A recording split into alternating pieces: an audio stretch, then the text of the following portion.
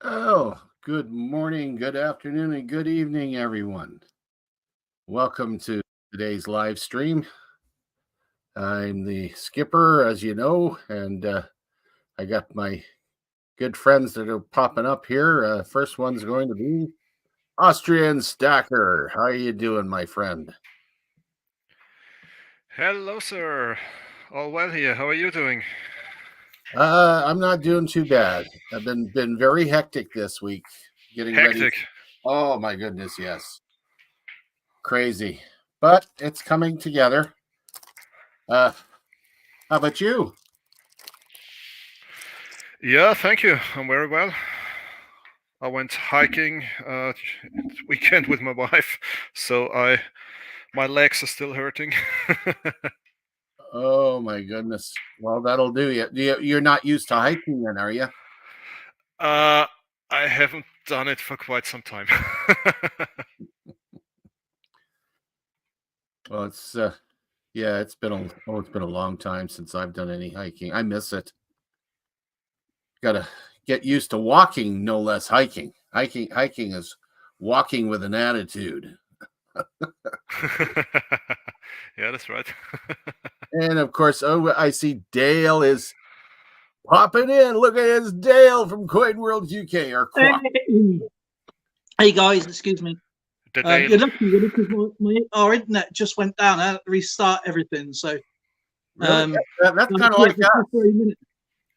Man, what a time to go down, eh? It's been restarted this period about 30 seconds ago. I see Austrian Stacker showing his that's a non-commissioned badge though, isn't it? It's not your original. Here's one to be gold, I think. I have both. This is non-commissioned, and to be honest, I lost my golden eagle somewhere. I don't know where it is. This is my very old one. So we got a couple veterans in the house, and we got a pseudo vet. our cadet. What? So let's do it like that. Oh yeah, okay, bloody officer. Austrian Stacker, get that and give us 20. Oh my! Wow, what a hectic morning I've had this morning. Oh yeah. I just got in like 2 minutes ago. Just managed to sneak in the door. I had to check out Cabela's, which is I don't know if you guys have it over there, but it's an outdoor outfitters. And I'll be they're the first store I'll be working out of on the 13th of November. So I had to do a reconnaissance, check to make sure everything was in place, knew where the heads were, and where I had to report to do any changing of uniforms and my stage. Crazy. You are going to be absolutely. It's going to be fun. It's going to be fun, but I gotta get through this week, and I gotta get through Remembrance Day. Heading out to Wetaskiwin, Alberta this week, November 11th. Going to meet up with some good friends of mine from my regiment, and we're going to do a little bit of reminiscing, and then keep our mouth shut and listen to what the young bucks have to say, because we Cold Warriors didn't have a lot to say. The poor buggers that went through Afghanistan and Iraq and stuff, now they had it tough. Yes, they did. Just want to say hello to EAC, Christopher Ty, is that Kerry, Leonard, Shawnee, yes, nice. Of course, Austrian Stacker, skipper, of course, and Rebecca. That's Rebecca, Sunnybook Farm. No, Rebecca found my yard. Yes. I'm pretty sure that Austrian Stacker was lost yesterday because he kept going around in circles. He was going around in circles, and a lot of his comments were saying, "Oh, nice scenery and stuff like that." And I said, "Please admit you just lost." You're always so kind to me. You guys have been putting out a lot of shorts and stuff. Oh, I've been trying to keep up with it all, but the hard part is your spirograph thing. That would be a great one for an ASMR video. You need some background music because it's like I do have back. some of it. What it is, I'll tell you the truth, okay? My boy has got cerebral palsy, and he's obviously motivation with his hands. So I do that with him, and he's got another channel which I told you about, and I started it with him, and he's doing it, but he wants me to. He doesn't want to upload his. He wants me to upload mine. So I've been doing that, but I thought, well, why not just transfer those videos onto this one? And that's what I've done. So it's nothing like not related or anything. It's just something that's just extra. It's not like why is there a Lord and I am Sir? Lord Dale? Yeah, he wrote Lord Dale. Yeah. He said, "Hello, Lord Dale, and hello, Austrian Stacker, sir." You didn't buy one of those little plots of land, did you, to get a title? Yeah, No. it's Scotland. No, those are just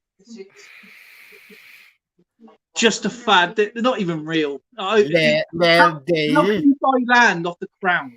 I mean, it's impossible. First of all, you would need to go to like a estate agents. Then you probably need permission from. You can't actually. No one in England owns land. The crown owns the land. The council, when you buy your home, it's only leased from the crown, but nobody actually owns land here, apart from one place. And so goes the educational portion of our video today. But and as far as him being a lord, you being a sir, see, I earned my rank. I don't use any of those things. Well, Austrian Stacker is by watching his commanding officer by saluting a stop sign.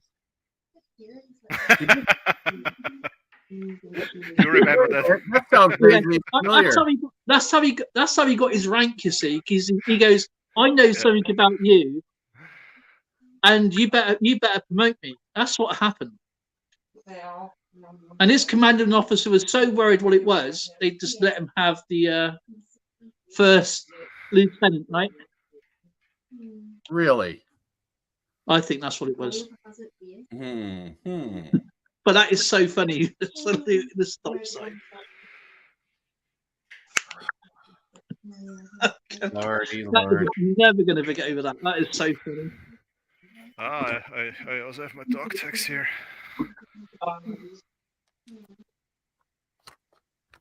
No. Marlon, I am not a captain. No. You are, you're a skipper. No, skip. Yeah. No. It's fine being a skipper. In other words, I have me boat, and I'm the skipper of me boat. But I am not Navy. I am not a captain, a commodore. I'm not an executive officer. I'm not any of that stuff from the Navy. I am a seafarer. I am a seafaring man who skippered a boat. Skipper is the window cleaner on a submarine. Where in the world did you get that? On the Russian ones, they got the windows. Wait a minute. That looks familiar. He's got a bloody clicker. Yeah. I haven't seen one of those in years. The Morse code. 6th of June, 1944. Mayor's video. June 1944. Actually, I'm pretty sure it wasn't so long ago. I did no, Lauren won a coin because obviously I did she actually won a 1944. Was it? What did you win? You got a coin you won. Something 1944. It's German, isn't it?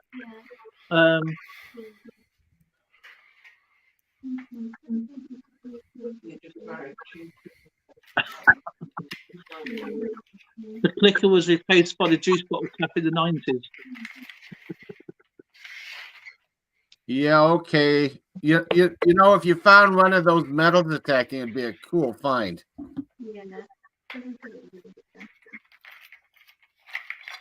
I mean, this is not a real one. This was a souvenir. I bought it in France. Well, it sounds the same. They did. Yeah, and it's a really nice souvenir, so I really like it. But it's unfortunately it's not the real thing. A real one.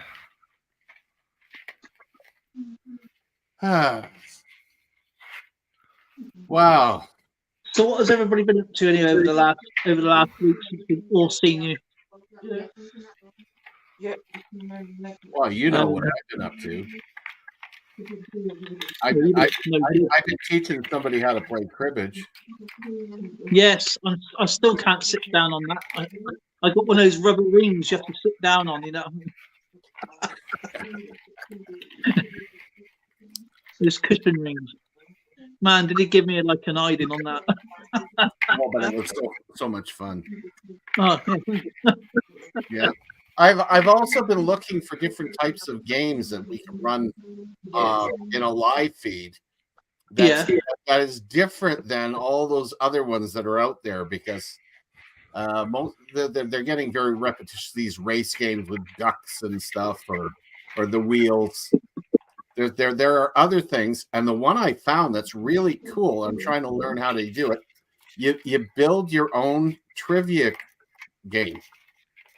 So so I'm trying to learn how to work that and figure out how I can incorporate it. I don't know how I would work it into StreamYard. Okay, that looks very familiar.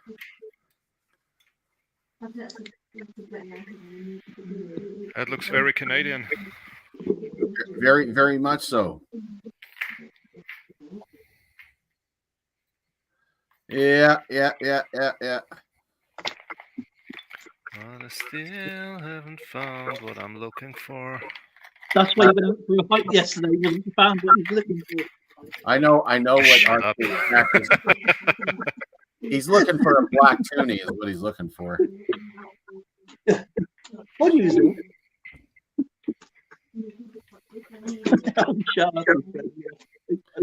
And what's everybody in chat been up to? It's you want come on up and chit chat with us in real time, or put something down in there, including your links, and don't forget to check the like button. William E says, "I'm listening and tasking." Yeah, okay. I've been doing a lot of that too.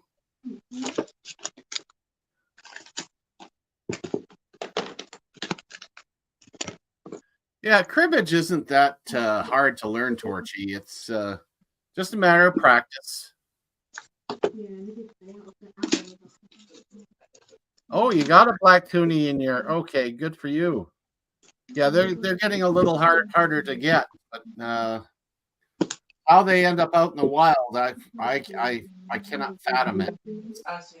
The Royal Canadian Mint is still charging an extra $25 for a $50 roll. Hi, babe. Yeah, I hate to say it. I can't tell whether that's a woman or a guy.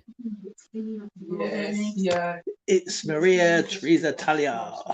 Oh, she's a handsome woman. You know that the coin was well known in British territories as Fat Lady. This is how they called the coin. Oh, is that right? Yeah. There you go. Well, now we got some we got someone that can keep the conversation going. Hello, Rebecca. Okay. Yeah. Yeah. Well, even if it is too small, then we can listen to that, can't you? Yeah. What have we got there? No. That's cute. Isn't it? So British. It's a crown. I can't understand you, Rebecca. She's giving you the silent treatment. Someone turned the mic off, and I didn't see that. Oh, I thought I was reading. Well, I was kind of reading lips, but that's okay. So you showed a Christmas card. You got your first Christmas card, eh? Yes, I have. Ah. There was something nice from Santa in here, but I've taken them out. They're put away. I only love my kids and my mama. I'm sorry. That's right, and just You're just flashing your old silver at us. I know what you're doing. yeah, but Austin Stacker's going to get his whole stash out and make me cry. No, he's going to show us that dragon thing he was flaunting the other. Yeah, that's true. Okay. I just sent my brother's phone over to him. That's even better, isn't it? Did you like that one better than the other one better? Someone's ordering seeds. Oh, someone ordered some yarn off me. I got to sell it. Oh, that's good. That's a whole lot cheaper than shipping it to me. Yeah, no kidding. That was it. Yeah. I think I'm hearing Zoe. Sorry. Oh wow. Hi, Zoe. Sorry. Hi, Zoe. Yeah. Oh no, right. I don't even know what they're looking at. They was looking at I would. collars for women. I don't know what it is they're doing. Dog collars. Oh, dog collars for women. Would the seeds be more dwarfed for the stuff that you grow inside your house? Makes me wonder. I wouldn't know. I kill artificial plants, so I couldn't tell you. Hey, that's good, Matthew. What colour? This is a little Bugs Bunny coin I got for Zoe. You choose whatever equals to these. I got one of these for her birthday. I ordered one, and I ended up with two. Whoa. Oh. Lauren You saw me are open it. sure. That's a bit thick. You laughed away, wow. So bonus. Yeah.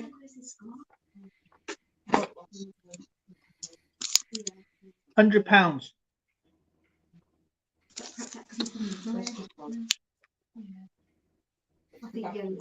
Holy crap.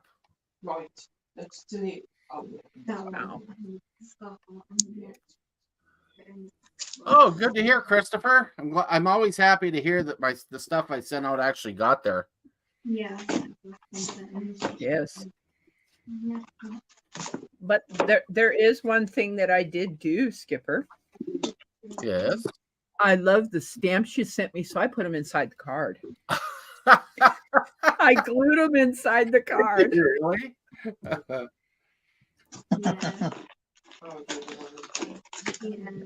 Yeah, you'll be happy. You'll be happy to know you're one of the first people I sent a Christmas card out to. Thank you. Now I need to reciprocate and send you one back. Woohoo! I just need to go and buy them first because I don't have any here. I got. Oh, yeah, go Skip. I got something that you're like. You're like this. I would about die if I told somebody that I found an 1859 Yeah, no Indian head. kidding, eh? Yeah, No I would kidding. as well. It's a candy cane Christmas silver round. Okay, I like that one. You want to cross off your list what you've got it for? And Joy to the World copper round. So you keep that one there. And then, It's pretty, right? Yeah. I love the silver coins that the Royal Canadian Mint came out with for Christmas this year. But like every year, these coins, they're 1 ounce coins, but they put them with gemstones in them. So when you buy them, they're not $40 or $50. These are expensive coins. But when they do them up looking like snowflakes and all that, they're They so are pretty though. Actually, I wonder what. Actually, I got my. I don't know what I got in my engine. Yeah. Okay, so if you want to. You know what's happened, don't you? Austrian Stacker's gone somewhere. He's got lost. Austrian he's still Stacker there. is here. I'm not gone. Oh wow. he's just busy. I'm still mulling over that dragon he showed me. A I dragon? know, beautiful. My mother-in-law. Oh, that Ooh. evil archer. That sounds good for supper tonight.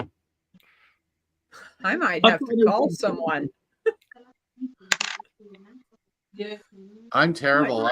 I'm not making dinner tonight because Tracy and I are not hungry. I've just fed her so well since she started eating again. Ooh. That's my 1864 because too small to show you, so I took a photograph of it. Ooh, wow. Oh, Royal Royal Bank of Scotland. £5. Not legal tender in England anymore. So does Skipper? Does anybody know what you sent me? No, I don't think so. I put them in my safe. You put them in your safe. Yeah, I did. Yeah, I've got to get a bunch. Oh boy. It's so much stuff. I got to get it out quick because December 5th is our cutoff here in Canada for North America. But if I want to send overseas, you got to get out like that. Yeah. Got an 1882. Looks like it's been arrowed a few times though. There's acne medicine for that.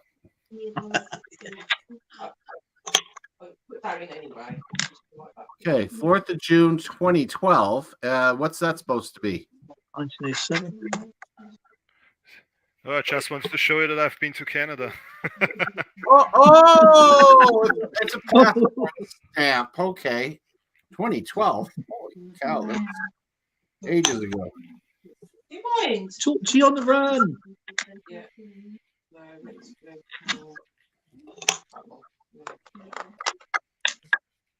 I have crazy visas in my passport. I know why I always have issues if I travel to the US.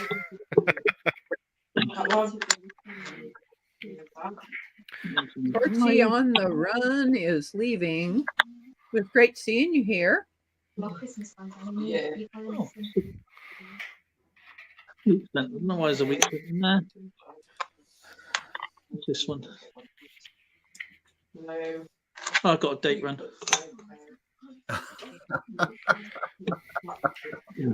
Well, you know what? I think the reason why we've been together for nearly 40 years is because I've discovered that if I'm in her face all the time, I disrupt her routine.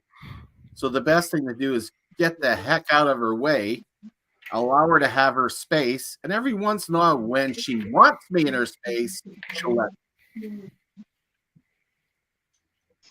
When she comes down in my space, the first words out of her mouth always are, "You're a hoarder."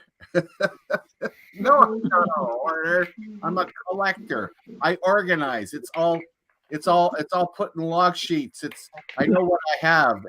They're in displays. You're a hoarder. Actually, on a similar sort of lines, Zoe just calls me messy. Well, I guess she probably thinks I'm a hoarder because of all those containers of yarn I have. She hasn't seen all your stuff yet, Rebecca. You know? Besides, she's going to be nice to you. She wants a hat. You know her. Every time I turn around, she wants something that you made me. Well, I guess that makes it unisex. I don't know. Kind of like, okay. I can't. I've tried wearing the hat out. It's gone well below freezing here. Oh, the kids won't leave me alone. I can't walk through a grocery store without them nattering and pulling at my pant legs. Daddy, Santa's in the store. Yeah, okay. I guess I'll wait until after November 11th. I wish I knew why I had this headache right here.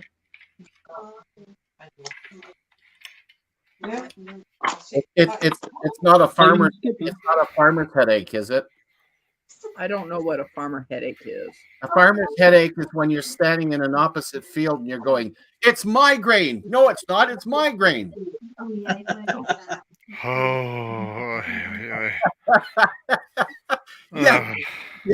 Yes, we just did Austrian Stacker. That's made my day. I'm like, why does my right side above my eye hurt? I just don't get it. Could be eye strain. Could be. It could be. It could be. Oh, there's a passport. I've never had one. Yeah. Nope. Never had a passport. Never. No? Boy, 9/11 did us, and I used to get across the states. Oh, yes, me too. My school pass, for Pete's sake. Oh, FYI, come the new year, I'm going to look like a buccaneer instead of the old skipper. I'm going in for surgery. They're apparently going to rebuild and put in a stent so that my eye stops watering. Oh. Yeah. I wish you good luck for that. Mine feels more like pressure. I had an operation on my eye, and I had a piece of it went. I had my mask on, my grinding mask. I had some safety goggles on. I was grinding away, and it's like a 1 in a trillion shot, and I saw it coming. It bounced like that, and it hit the corner of my glasses. It went through this very small gap of the welding mask or the grinding mask, and it bounced in the hole, and it hit the lens and come back into my eye. It was red hot. Yeah. And I couldn't turn my eye, and I had to have an operation. I had to have all stitches coming out of it. She could fun, but oh wow, you have to have these operations while you're awake, and everything gets all squashed up and moved around. And the nurse who had to take me back to the ward, she fainted. She actually fainted. True story. Grief. And when I went back up for my checkup, I had to go to the ward, but I took these like gobstoppers, little eyeball gobstoppers, and I gave the nurse them. And she just thought it was pretty hilarious. But yeah, I actually see her wobbling. Like, oh my God, she's going to go in a minute. The nurse is over me, or the doctor was over me, trying to stitch all this stuff up in my eyes, and I can see her going like this, going, and she went. Well, I guess that doesn't do your ego any good when you know a person looks at you and they can't stay away. But yeah, it was a kind of a crazy situation, because you're like, they give you this sort of like an epidural for like pregnant women because you can't move. You're not allowed to move at all, obviously. So you're paralyzed, but you can still see what's going on. And so you can't say nothing. You can't go, because I was hoping that she wouldn't fall this way and land on the surgeon and then like that, But she was like, I thought, oh crap. On the floor. But man, it was not very good, but it was funny at the same time. I remember this. I remember this one time that I was pulling some nails out of some old boards, and it hit my right eye, but did not hit the cornea part of it. Yeah, it was pretty close. Well, the damage that was done my eye was caused when I was really I was really stupid. I was really stupid. I'm going to put emphasis really stupid. I decided to drive past a convoy of Ben Gurion tanks going up to the Valley of Tears in the northern Galilee, not realizing, because I was stupid, that they don't shoulder check worth a damn. So as I'm driving my UN van past these guys, the tank moves over, and it doesn't matter if I was there. I was pushed right off the road, and I flew like a jet plane off that road. I'm talking, they have embankments. They got no shoulders. Okay, it's just straight down into a farmer's field or a minefield, which, by the way, that's what I ended up in. And I ended up hitting a big pile of pumice rock, smashed the windshield out of my vehicle, did a reverse airborne roll, and landed on this pile of rocks. Well, I won't get into all the gory details. One of the things that I tried to avoid, because I would have gotten an early repat, was I smashed all the bone structure in my face. I did my back and my shoulders was fractured too and everything, but and no skin left. Anyway, I didn't realize how bad it was in here. And from that point on, it healed, and my nose looked normal. You couldn't tell, but all the bone structure was all buggered up in there. I had no more sense of smell. It was gone after that. For 30 years. I finally get it fixed. They go up into the nostrils. They do their thing, and they rebuild it all, and they mucked it up. So because one of the bones is pushed against my tear duct, they've got to remove the bone off the tear duct, put a stent in, so that instead of this eye constantly crying, I will have a normal tear duct. But they're going to have, instead of going through the nose, they have to cut here. No. So I'm going to end up with another scar on my face. I'm gonna be the scarry Santa. I mean, what can I do? I mean, next year, if I'm going to have to use heavy makeup or something, or go as the Grinch. I don't know. Yeah, one more surgery, and you should go as a Joker and not as a Santa. Or I could put a couple bolts in my neck and go as the Frankenstein monster. I don't know. Like, good grief. Hey, I would call him the $6 million man, but because of inflation and costs, I would say $600 trillion man. Oh yeah. I found it. So today is the perfect day to show one of my favorite coins. Sorry, I don't care if you're interested or not. I want to show it. Well. This is what we're all about, and you got the floor. Oh, wait a minute. I like that one. It's got a Jeep on it. That's a nice one. What does that say? Wonderland and ostrich? It's a commemorative ostrich. It's Österreich. It's not ostrich. It's Österreich. It's a commemorative coin for the Marshall Plan. Oh, it's during the Marshall Plan. Yeah. That is a cool coin. I like that one. It's very hard to get. It's really very hard to get.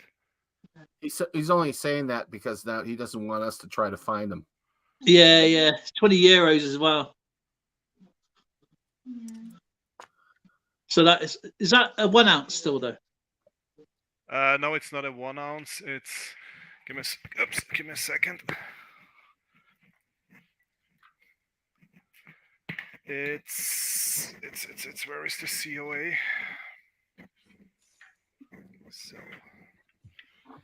it's 18 grams, fine. Yeah. And the mintage is 5,000. Just 5,000. Hey, that's cool. And it's from 19. No, from 2003. Yeah, sure, Darren. All the pretty German girls playing hard to get. Yeah, okay.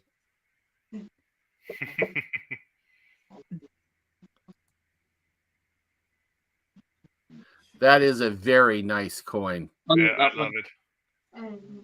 I like it a lot better than that dragon you were showing.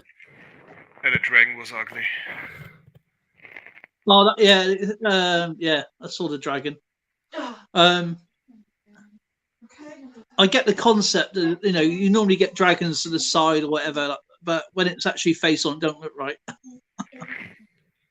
Hey, Skipper, Yes. I want to show you something and see if you know what this is. When Oh, he gets done showing, oh, wow, that's beautiful. it is beautiful. Okay, we will take a look at what you have too. I thought today would be a great day to show this coin. Pick a good day. That's a can opener. Yes, it is. Yeah. Used to get that in our ration pack. Our IRPs, RP4s, K rations, C rations, and then we got it. Then we started getting smart and got into the French Chef and the MREs and all that stuff, which are a heck of a lot better than the crap we started This with. is a P47. We didn't worry about it as long as it could open up the sardines. Yeah. Or even better, you Want to know where I got this? Where did you get that? From my dad. Did you? Cool. Mm-hmm. They work good. They work good when your other can openers that crank Break? about. Yeah, I know. I use mine so often it broke. The thing is, over here we use the butterfly opener where you put the metal inside like a little hoop. Yeah, I remember the butterfly ones too. Much easier. Someone taught me that you can use a spoon also. Or you just use one of them. Or you just want to use one of these, yes. I'm familiar with that one too. Or you just take a knife and go. Yeah, I'm familiar with that one too.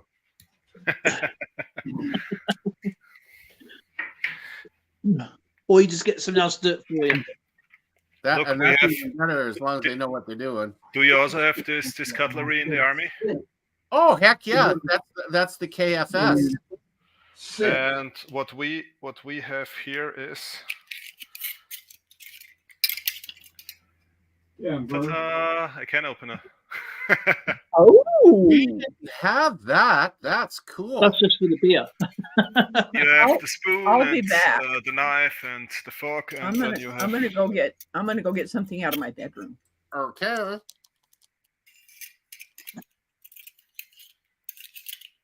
Boy, oh boy, it's been ages since I've seen stuff like that. I kept all of it.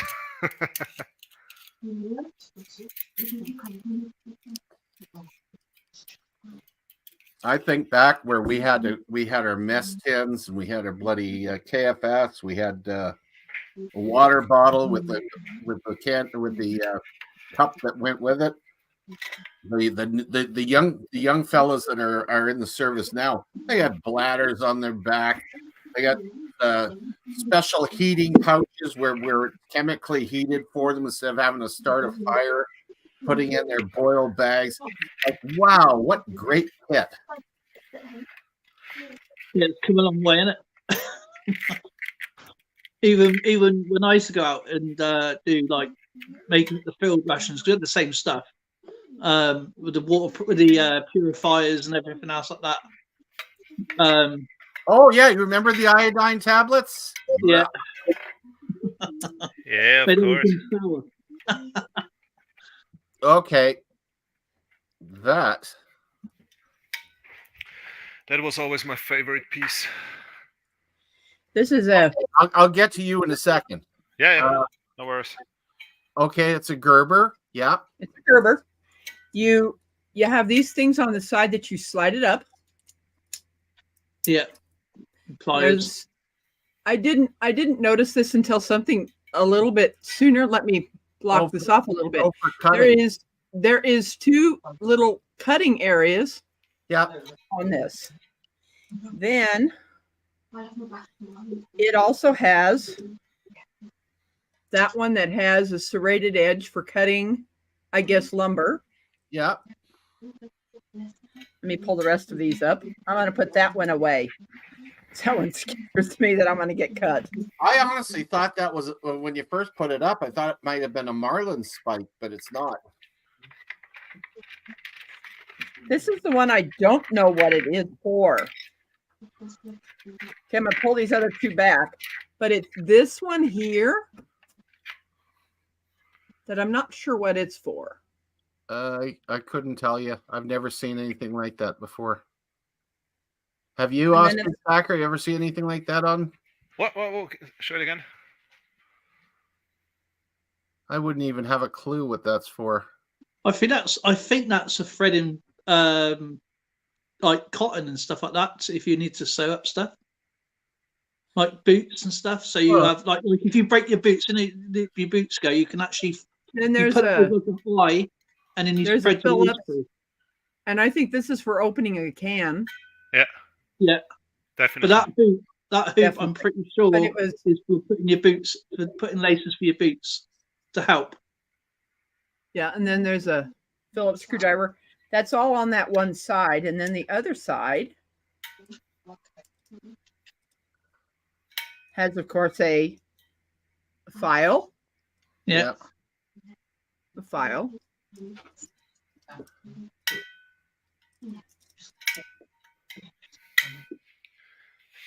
that's an early transformer.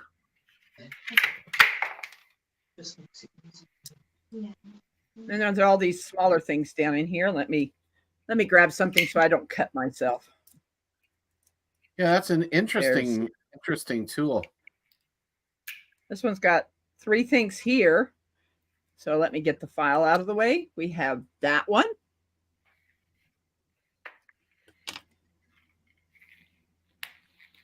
And then 2 straight, smaller and a bigger one. Yeah. So that's all in this little nice multi. That's very cool. Nice multi-tool. There was for a long time, I couldn't figure out how to get this. I was doing this and I was like, how do you get that up? Because I wasn't looking here that you had to press that and slide it up. Yeah, that is cool. Okay, Austrian Stacker, you had something you wanted to show us. My favorite piece is actually this one. Ooh. Because that Isn't always it a coffee mug? Yeah, exactly. This always meant either hot soup or coffee. Yeah, that is actually quite nice. And I kept mine and I stole another one. So my wife also uses it in the garden when we brew coffee. And the bud pile. And then Skipper, do you remember that? Did you also hear this? Did you also have this? Oh. I just read something that William E. said. William E. Oh, you can twist the wire with it. That would make sense. You can do all sorts of it. What? That's a housewife. That's like a first aid kit. As a shooting instructor, you get these earplugs. Oh, you fancy schmancy. Ours came in a little green capsule, for Pete's sake. Yeah, it's nice, huh? No, when he first showed it with the bag, I thought it was a service housewife, which is a sewing kit, guys. No, it's not. It's my hearing preservation, conservation, whatever stuff. Yeah. When we first got into saving our hearing, we used cigarette butts. Didn't work they didn't work very well. Well, that's better than nothing. And of course, here is also the cheap stuff you get as a recruit. Yeah, those things never stayed in my ears. Yeah, and I used to cut mine in half. And they're responsible for a lot of hearing issues with recruits before they forbid it. Yeah, I think Blistering Barnacles was asking me if this was a Leatherman. No, it's a Gerber. Hey, Gerber came out with all kinds of stuff, including baby food and everything. Hi, Nancy. Yeah, I went over everybody's head. If I have to explain a joke, it's not worth telling. No, there's a Leatherman. That's a Leatherman, yes. Yeah, but that's like 25 years old. Yeah. That's the very, very old one.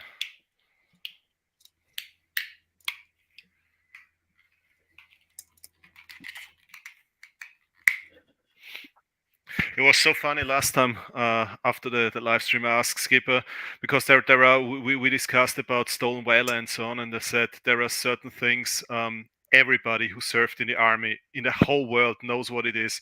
And I showed Skipper this and I said, "What is this?" And he immediately knew it.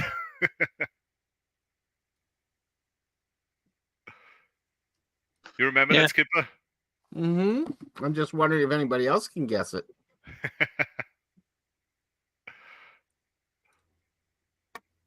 Usually I had two of them with me, but there's just one remaining. I think one broke.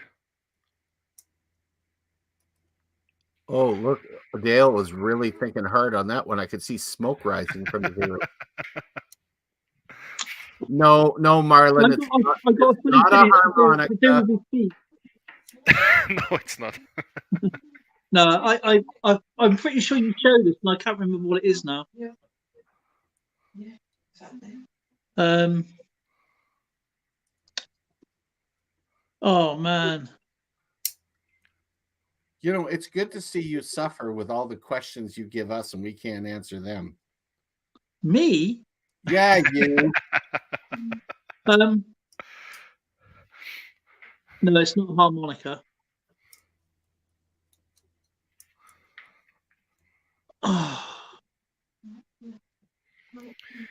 Oh, hang on.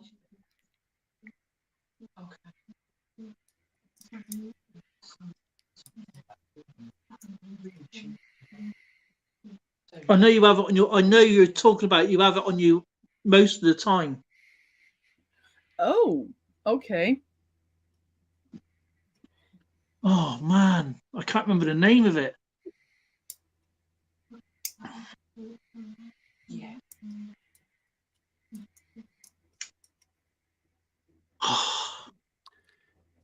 You've got to be kidding me. Is that a manual of drill and ceremonial from 1757? Yeah, but it's a reprint.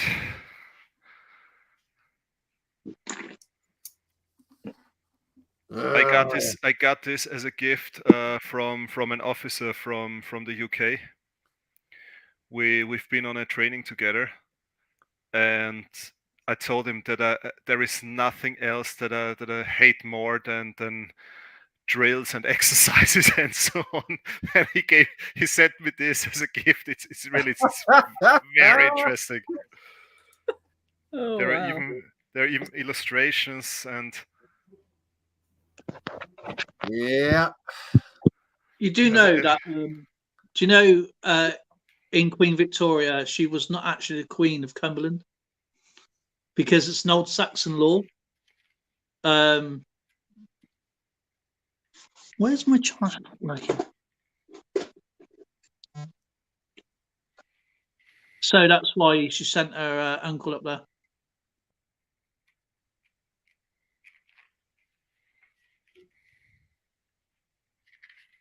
Oh wow, look, musket training.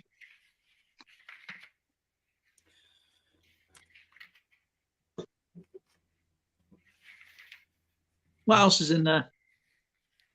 I don't know. I can't wait to see what he's pulling in there. Whack it up, whack it up big, please, Skip. Okay, yes.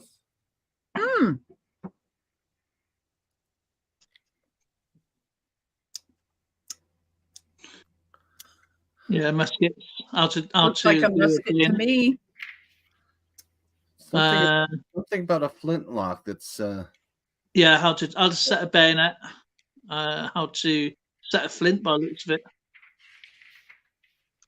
Yeah, the rest is just text, so I'm searching for the pictures because it might not be interesting if I show all the text here. I will be.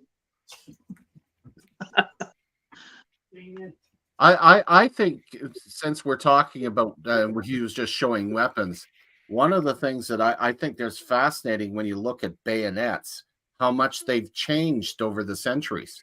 Yeah, that's right.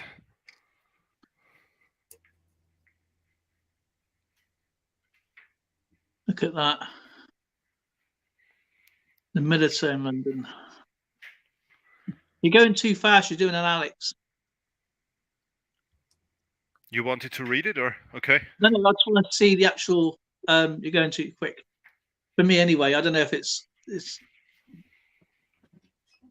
I want to see what the guy is. That just like drills to the right? Is it? Yeah. So when they obviously standing there loading, crouching, so the other volley can go. I guess that's what it's doing. I think. Well, what I'm seeing there is a ground arms, pickup arms. That's the old style of the. Unfortunately, the letters are so small I can't read it. Yeah, that's just the old way of saluted arms. That is, like when an officer or a monarch walk past you. But it's really interesting. I really like this.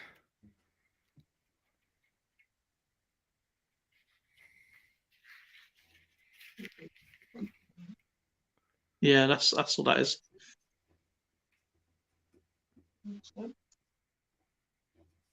The actual traditions haven't changed that much, to be honest.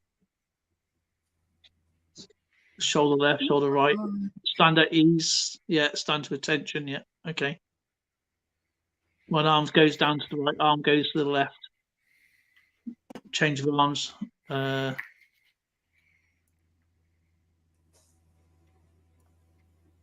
talking like slope arms. Yeah. Arms present. I don't think they do that one anymore where they look like they're on charge. Advance in line. Bullets, bullets, bullets. Oh, but you know you got old when you take all the books and manuals and so on, instructions that you got when you were in the army, and you realize we do not even use these tanks anymore that are on these pictures. All right, now you're really making me feel bad, because yeah, you're right. Or when you go visit your regiment and you see everything that you used behind glass in a museum. Yeah, exactly. Exactly. It's crazy. I mean, they've even got. Sorry, Rebecca. They've even got firearms that can go around a corner. Oh yeah. I'm like, it blew my mind when I seen that. That was a German invention. That was like they had this gun like this, and then there was a picture that you could see, and I'm like, what? The trouble with that, though, bullets end up going in a straight line, and they probably wouldn't work practically. I wouldn't like to fire one, going around corners. Austrian Stacker was showing some armored vehicles here, and one of the things I remember most when they did away with the M113s, that's the armored personnel carriers we used to use. The drivers, which I was one of them, were used to the fact they were tracks. And a track vehicle could go over just about anything, especially when we got the German deal track. It could go down roads. It didn't chew up roads or anything, and it was fast. Then along comes the Cougars and the Grizzlies. Well, the first generation they got into, these were very expensive pieces of kit. I mean, very expensive. The guys were still trying to drive them like they had tracks. So they'd go through the field. They see a trench or a ditch they wanted to travel. Normally, we would just fly through the thing. They'd hit the trench, and it would take out both shocks. The shocks were $150,000 each. A fiasco. We discovered, yeah, they're great for urban warfare, but they really are bad for the field.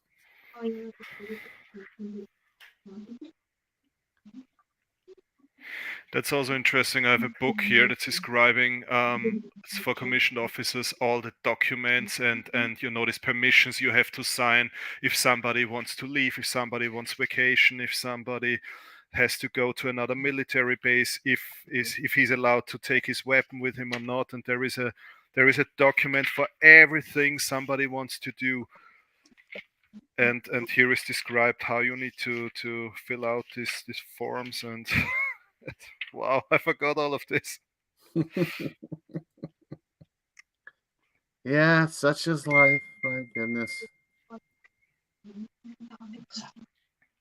But the funniest thing ever is it was when I think I was a sergeant, and it was the first time that I had to train recruits, and I explained them, and to be honest, there was a stupid idiot in this group, yeah. And it was impossible to explain anything to him. And I explained him, look, if you greet a non-commissioned officer or a commissioned officer, in Austria, you say, you salute and you say, Mr. and the rank. And he went straight to the major and saluted and said, Mr. Rank. And his answer was, yeah, call me Mr. Rank, that's okay. So as a joke for his birthday, we made a name tag where was Major Rank written on it. It's really funny. Major Rank. Feels like he's stunk.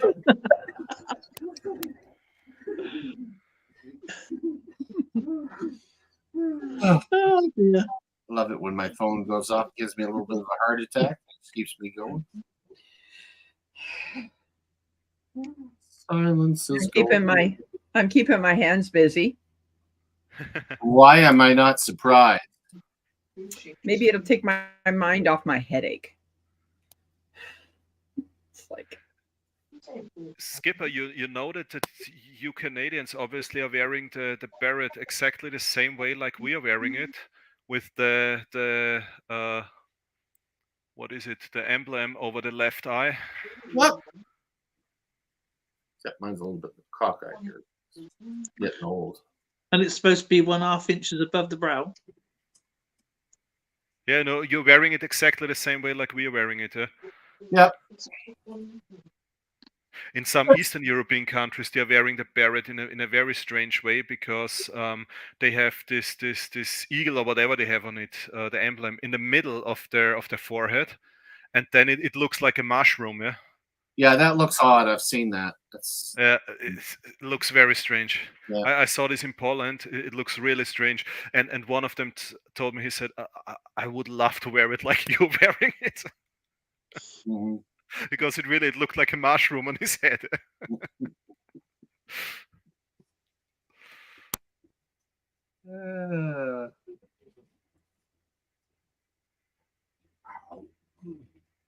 Well, I'm going to. I'm gonna go get dinner started. So dinner. maybe I'll leave you playing. Oh, when shall we come? I think you're a little way too far away from me. I'm in the United States. Well, Yeah, keep that's it okay. warm for us. It's okay. Tomorrow evening is fine. I'm gonna I'm gonna ask my brother if it's okay for me to make a call and get some chicken Alfredo tonight. Oh, Well, Rebecca, before you go, this is for you. This is to show you that I too can torture myself for the craft. And I know that Dale loves this sort of stuff for me because he tortures me.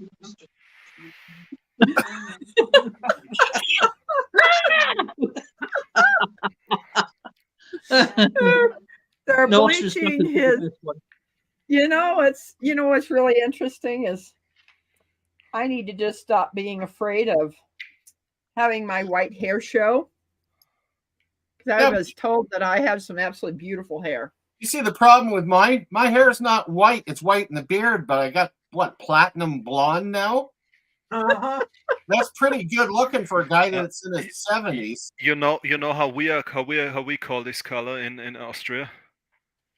Orphan. No. We say cemetery blonde. All right, that is just not cool. That was awful. Was it? Cemetery blonde. As you see, the white hair's coming out, and I've learned every single one of those. We could come up with other things too. How about quartz copper or oh boy. Do you know what? I cannot read the chat because the blinking that stupid thing that they got. What? Everybody's laughing. No. That heart, the extra icons you got on the right hand side, right? Blistering said, "Did you read that?" Right, but you can't see the color in the dark. Yeah, he's just wearing this hair color for safety reasons. I don't know how women do it though. I really don't. That it was between the bleach, I don't do it. Toner and all that crap, and then afterwards your hair's like flipping straw. I used to have my hair highlighted. I don't anymore. Boy. I'm just gonna that's a minute. have what I got from my parents. Well, your hair is pretty dark too. It is. It's kind of I would call it a chestnut. Blistering, you ready for this? Whoa, hey, I like that. I'm on that bus.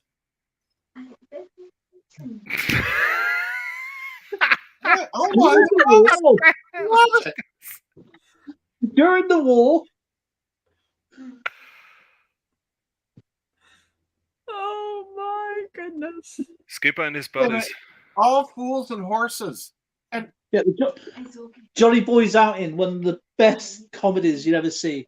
Only Fools and Horses. I don't even know this. That's British? Yeah. Only Fools and Horses. The moral of the story is that you got two brothers that were left alone, and Dowboy is the like the duck and diver. It's like when the reason why I love it so much was like when we grew up, and parents go out, selling this, selling that, buying this and buying that, wheeling and dealing, and well, Boise is the rich guy. Okay. Then you got Uncle Albert. During the war, Dow, he was in all the Russian convoys. Then you got Rodney, who's like the clever idiot. And then you got Dowboy, his brother. And you have to, it's a whole story. It's how to get rich, basically. And David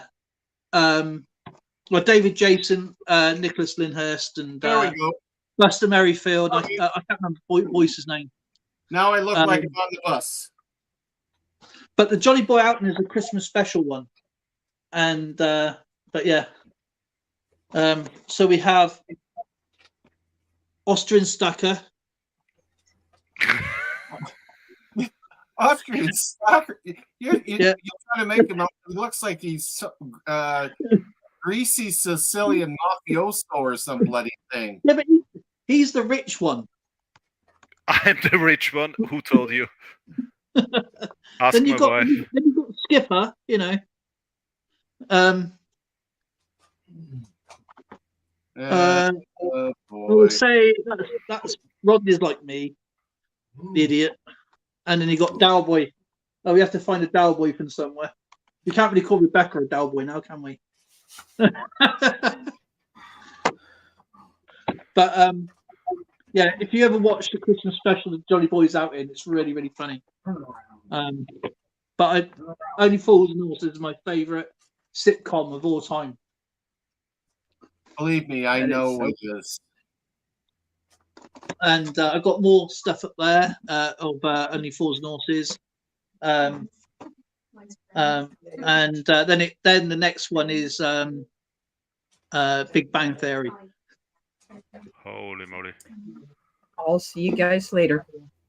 Au revoir, et bientôt. Bye. Get them in. But yeah, it's a really good story because it's they live like in the council estate in a high rise, and all they want to do is get rich. So Dowboy comes up with the slogan, "This time next year we're going to be millionaires." He sells everything from exploding rubber dollies to everything from rubber tires just to make a little bit of money. And they eventually become millionaires. And when John O'Sullivan wrote it as him there being multi-millionaires, there was nothing funny to be written about rich people, so they decided to make them poor again. But it's really, really cool. But the first one in there they should have had actually is Grandad. Busty Merrifield came in after Grandad, but Grandad is absolutely amazing, guys. He's just one of those sly granddads, he tries to get everything for nothing. Well, I'll tell you, that scheme with the tour bus was pretty bad. Yeah. He threw all the stuff in the trash, and he still made $50 or something like that. 50 pounds. Yeah. He didn't do anything.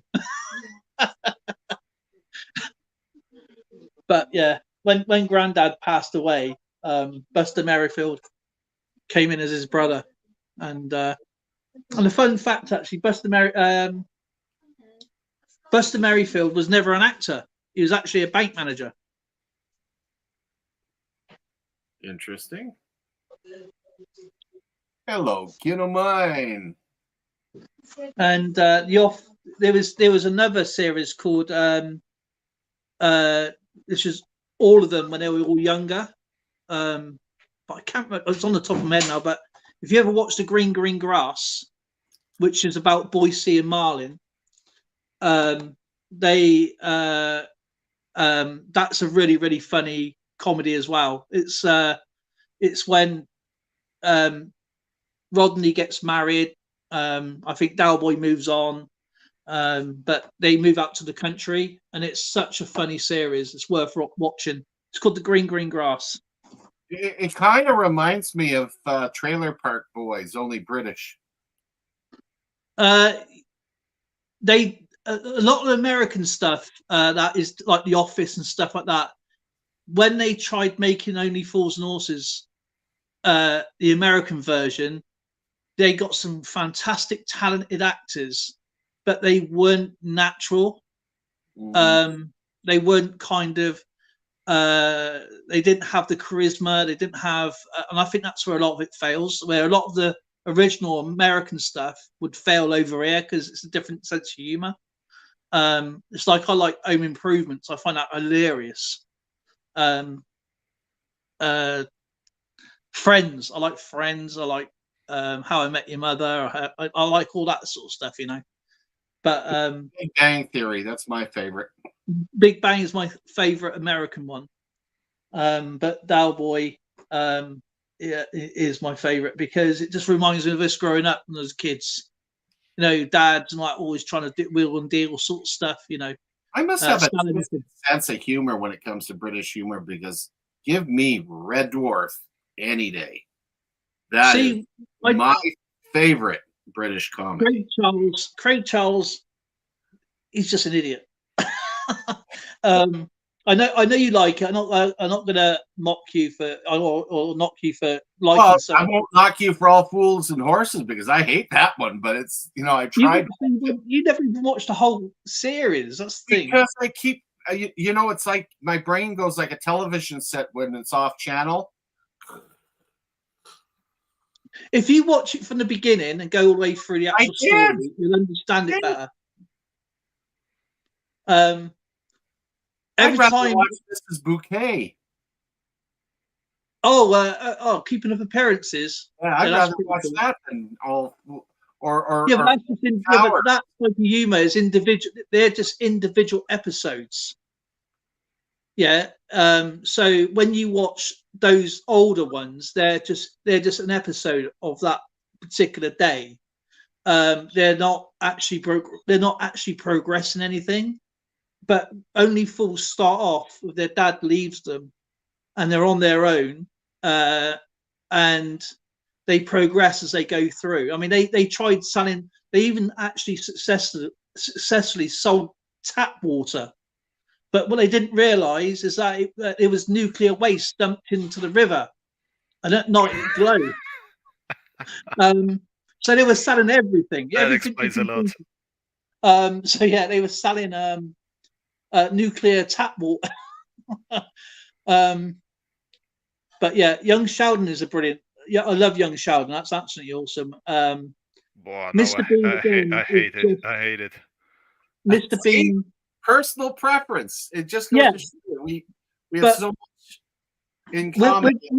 With a sitcom, okay, like I didn't get How I Met Your Mother because I was watching it in that would be an episode and there would be another random episode, and I just couldn't get it until I watched it from the very start to the very end, and I understood there was a story behind it, and I find it absolutely brilliant.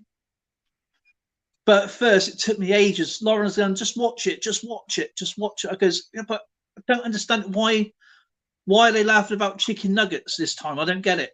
And when I actually watched it all the way through, it was absolutely brilliant. It was well written, very humorous. But again, Mr. Bean is brilliant. Yeah, but it's individual episodes. There's no progression. It's not a story. Yeah.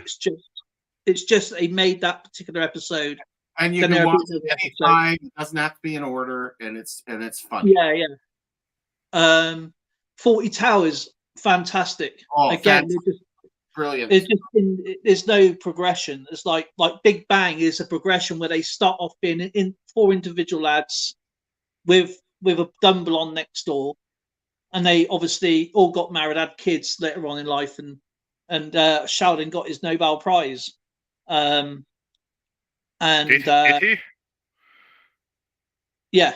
I always said I will stop watching this stupid series when Sheldon has sex, and then it happened. Yeah, it did. I enjoyed that more than I thought I would. But again, I just love. I mean, Dad's Army's brilliant. Another good one.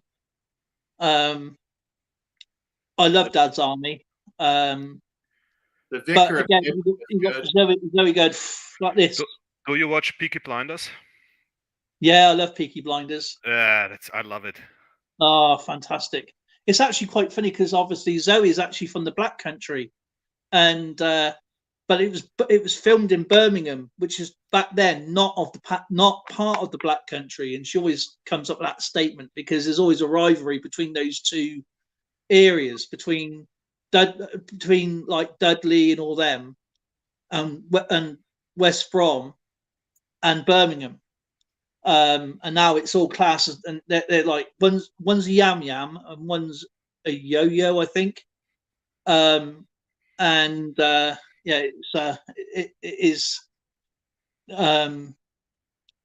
when she starts talking like like with her friends and that, it's like, what are they saying? Because they're saying stuff that is really offensive, but it's not. Sounds like they their wives are called wenches. I've That's heard of what, Squid Games, but I've never seen it. oh, Are You Being Served is funny as anything. Yeah. There's lots and lots. It's when they try. It's when other countries try mimicking another classic sitcom. It doesn't work. Yeah, they tried to do Doctor Who in the States. It sucked so bad. Oh, that was a terrible one. Yeah, it's something you just don't play around with. You just the comedy. They have one out that's fairly current. It's called Ghosts, and it's a comedy.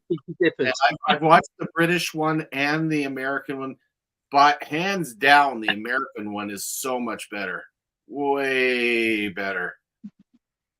But again, it's the chemistry of the actors and the script. The script is no good. The actors aren't they're not portraying their characters the way they should. Mm-mm. Well, going back to Big Bang, if you have ever seen the very first episode or the pilot of Big Bang, if they would have kept it as it is, you would never known about it. It is actually on. If you have a look for YouTube and have a look for the pilot episode of Big Bang, they actually find this woman on not Penny in Next Door. She was actually a homeless girl. Oh, and she wasn't Kaylee Kuko. It was somebody else, and it was terrible. It was absolutely terrible. It was really bad.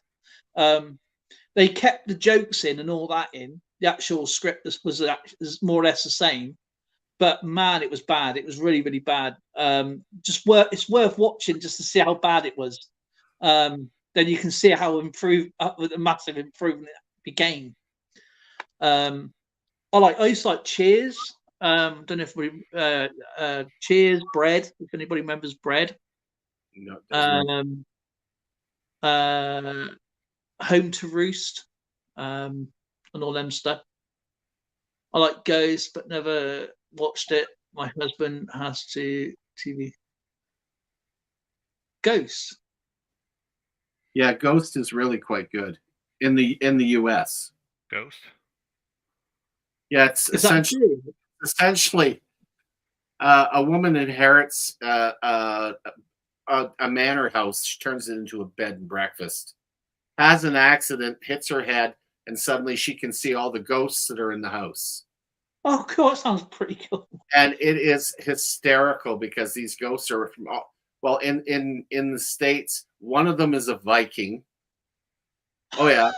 One of them is like a Roaring Twenties lounge singer. Another one is a randy businessman that went to a party, had his pants off when he died. So in the afterlife, he's in the top part's dressed, but the bottom is just underwear. a scout leader that was killed by the scouts because they just shot through the neck with an arrow, and there's an arrow sticking out. Oh man, it's what was the other? Oh, and a native Indian. That sounds brilliant. That sounds it is so funny because they can't leave the grounds, so they go so far and then they hit this invisible barrier. They're stuck in there, and it's so funny. And her with her husband originally trying to convince him that she was nuts. Because the kitchen's full of all these they can smell, by the way, the ghosts can smell, so they're cooking up, and her husband likes cooking, and they're suggesting what to add to the mix, right? and the one guy's he has the ability, he's like a poltergeist. He can actually use his powers to push keys on the keyboard. So he keeps getting her in trouble by typing stuff into her computer. He's going to sites and he's scrolling porn or whatever the heck he's doing, and sending messages to girlfriends, and he's dead, right? I'm going to watch that. I am going to watch. Is that in the States? I forgot about that. The hippie woman. She was absolutely stoned when she died because she wanted to hug a bear.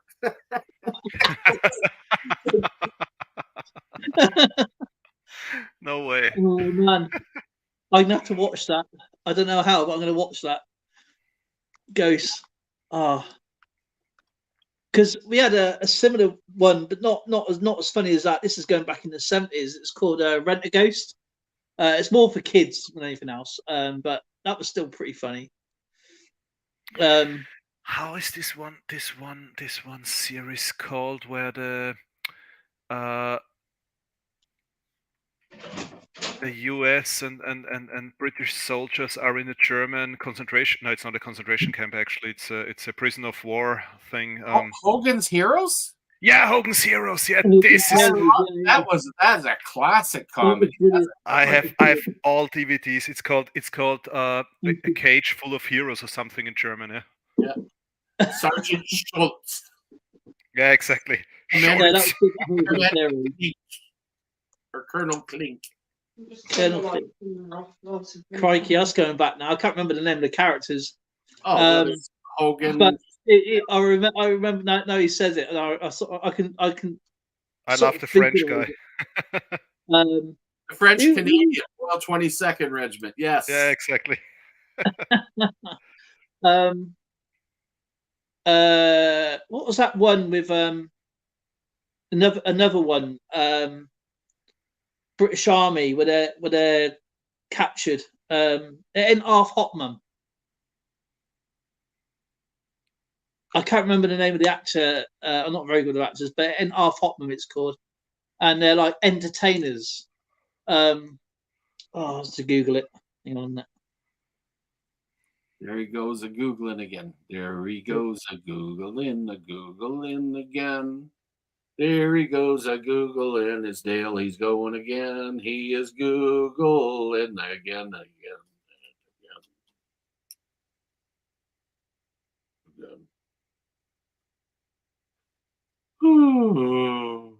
Oh dear, let's have a look.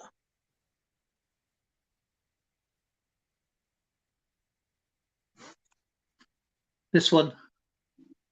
Don't know if you can see them. They're all actors. They're all like entertainers. It's called Half Hotman. And so where is this camp at? Is it in Malaysia or like Japan? I think it's in Burma actually. All they talk about is people being racist on it and that, but it's you got different regiments, different armies like Australia, India, I would say Canada, American, and you got this little guy there. I don't know what he's in. Kind of reminds me of the bridge over River Kwai.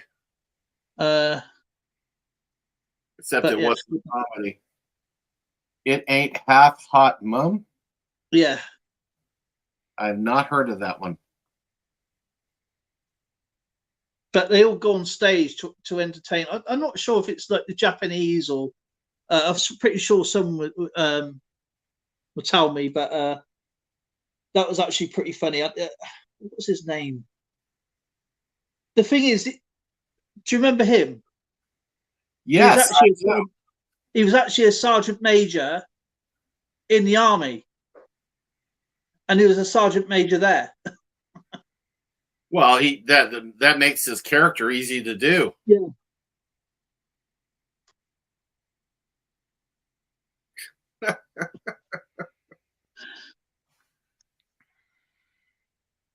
Yes. It's an oldie that is. Crikey. I can't remember. It was in the 70s, I think.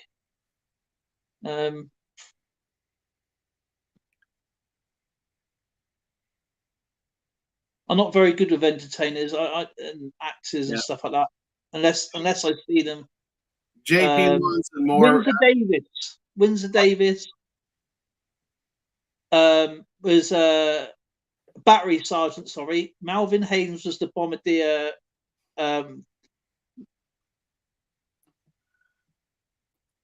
Mike Kinsey was Gunner Evans.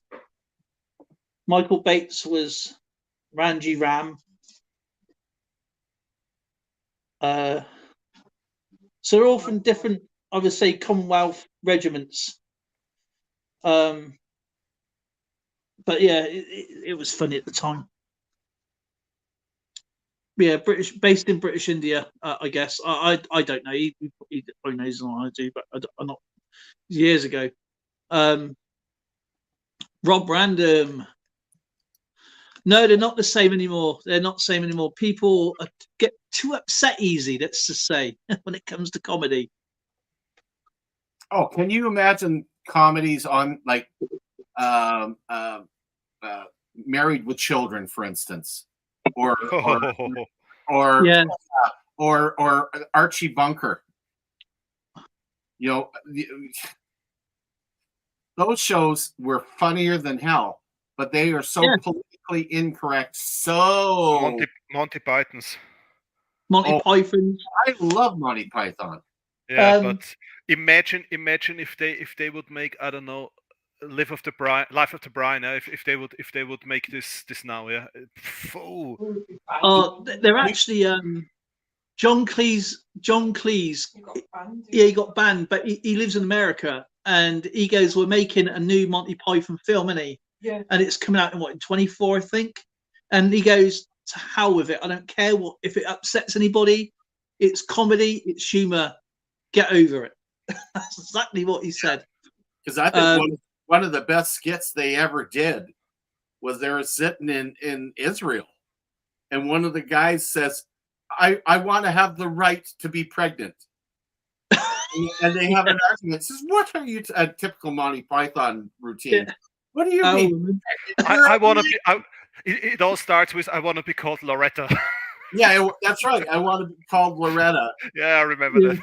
I want a baby. So let's agree on that you cannot actually get pregnant, but you have the right to want to be pregnant. Yes. One of my favorite skits of all time. Yeah. And this was how many years ago? 20, 30 years ago? No, longer, 40 years ago. And as if they would have known, yeah. He goes, Patriot, it's not for everybody, but I would recommend that you take a look at it. Yeah, it is hilarious. And what the funny thing about it is, they introduce a UFO into it. Yeah. I doing this. And he crashes, and he gets out, climbs out, he goes, "You lucky beep." I love that bit. Yes, and he gets hit by a hammer. That was bad too. Oh man, that was a good show. Or the two rods. I love it, the graffiti on the wall when he's like painting, like, you know, because he's got caught. And they go, and the Roman catches him, and he goes, "Right, now I want you to write this 100 times." So they're all night writing this, whatever it is, I can't say, but Benny Hill was hilarious. Benny Hill, Kenny Everett, absolutely incredible. And Hale and Pace. Oh, I loved Hale and Pace. Hale and Pace. You've never seen Hale and Pace? Watch them. Hello, Billy. Hello, Johnny. It's so. They act like bouncers. They act like bouncers. Hale and Pace. Yeah, that's it.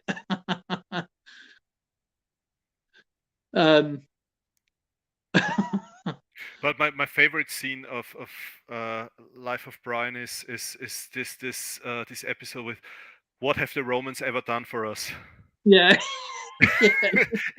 Except the streets, except the water, except healthcare, except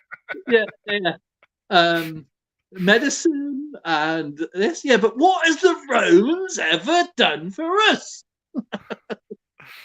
Oppression. Streets are safer at night. Yeah, that's one thing. Yeah. And like, what the bit I like when they're looking for him, and about 1,000 Romans run into this little building, and they all run back out again. No, he's not here, sir. Oh, I love it. I love Life of Brian, and The Holy Grail. The Holy Grail is my favorite one. I haven't gotten into Letterkenny yet, but the snippets I've seen, it's bizarre. What is Letterkenny? It's to me it looks like a bunch of hicks, and when they're talking, they're trying to express themselves in short sentences that really don't make a lot of sense. Like, okay, what? Harry Enfield. Oh yeah, Harry Enfield. I mean, Kevin and Perry. Yeah, Kevin Perry's good in it, but it's like Harry Enfield and Friends. I like Harry Enfield. Who was that other one? He did it before. Oh God, I can't remember his name now. I'm not very good with these names and stuff. But if you've never seen Kenny Everett, he was ahead of his time. Oh, He sadly passed away, but he was way ahead of his time. Yeah. Timothy Dimber. Yeah, Timothy Dimber Thick.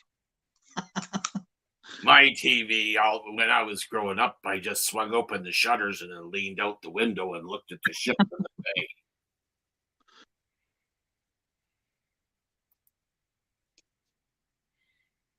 We only had we had BBC One, BBC Two, and ITV, wasn't it? Channel 4 didn't come out until late 80s. And the very first program on there was Countdown. ITV,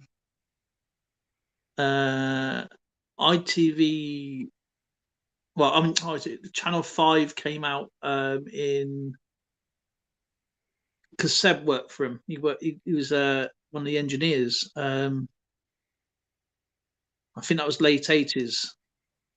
We used to have WKRP.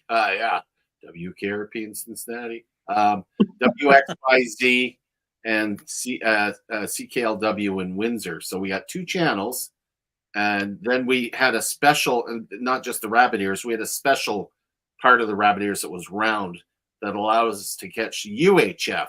And we got the upper channels like 50 or 56. It was all public broadcasting stuff.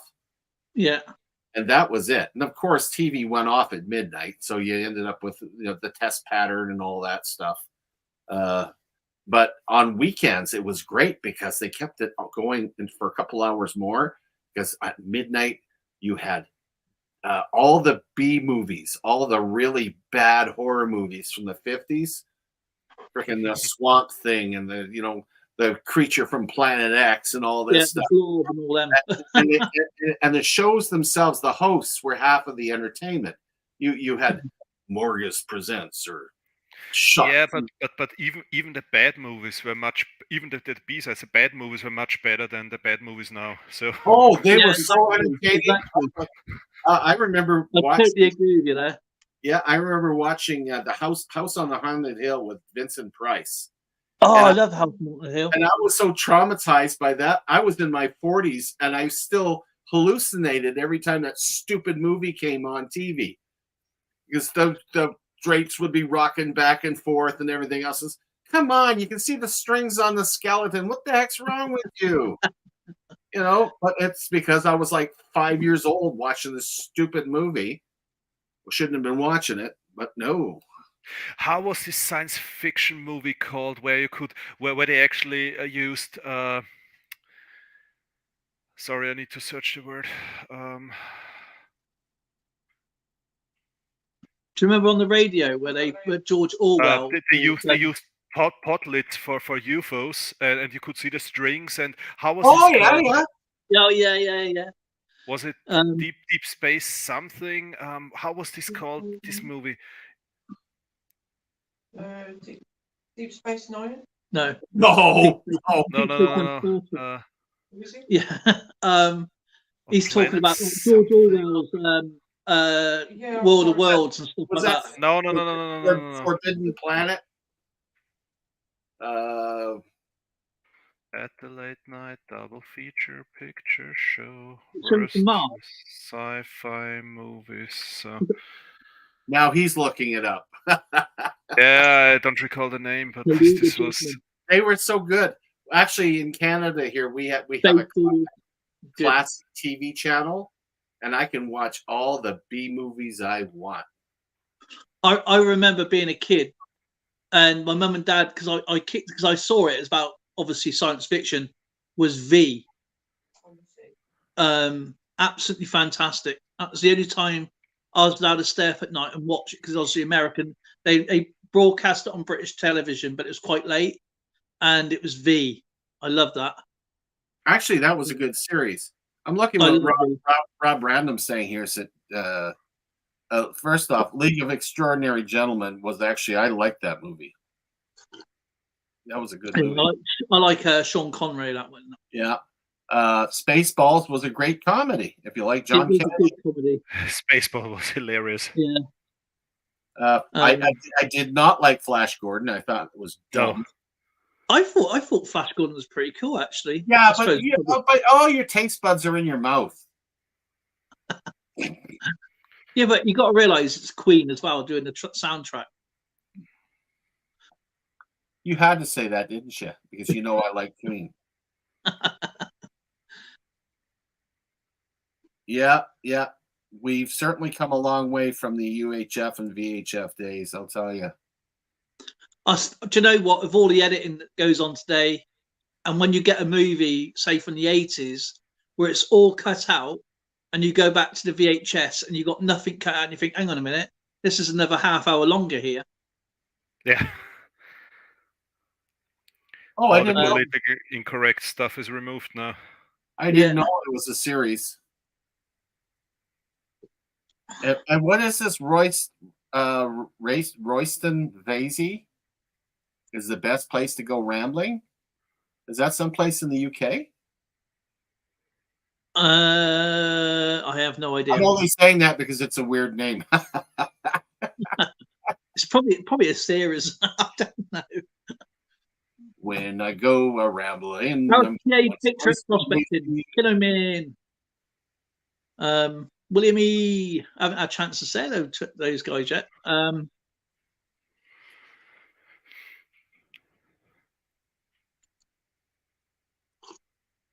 Yeah, there were a lot of good movies back then. Do you remember that stupid movie called Barbarella? Yeah, of course. Wait a minute, Barbarella. That's a classic, man. We got to go and search for Duran Duran. It's your favorite movie to watch the woman you hate. So stupid. I'll tell you, she was hated by every U.S. soldier in Vietnam. Why? Because she didn't turn up? Are you serious? I don't know. No, she was an anti-war protester, and that she was making out all the U.S. soldiers were baby killers and all this stuff. Well, that's not good. Well, they flipping hated her. No, that's not good. That's not good. I mean, it's like her movie. Then got to go and find Duran. Gosh, they're still going. That band, not as good as they used to be, are they? Absolutely terrible. Holy cow! Boney M is still here. Like they're actually playing over here near me. Are they? Yeah. Who? Boney M. Boney M. Boney M. Yeah. Duran. Yeah. Boney They M. used to move it. Was it? Do you know the by the rivers of Babylon? By the rivers of Babylon. Yes. Okay. We sat down. Honda bought the rights to that song, and everyone in Honda around, whether it's Japan, England, Canada, whatever, has to do star jumps to that. I know because I work there, and you get £25 extra a week for doing it if you do the star jumps. Yeah, Blister and Barnacle's Adventures. I can't watch those. I can't watch them. They're doing a job. There's going to be a lot of collateral damage, and anytime by this age, I was hoping the world would be at peace, and it's gone to crap.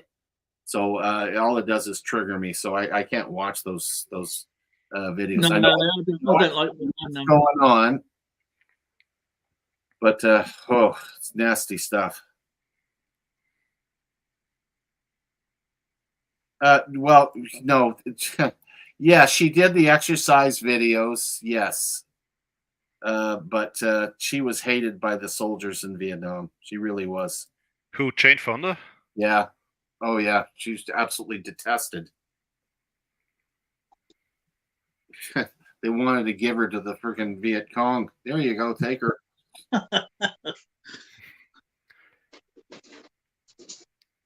Maybe she would have done aerobic with them. Arms 37. Oh, More became not.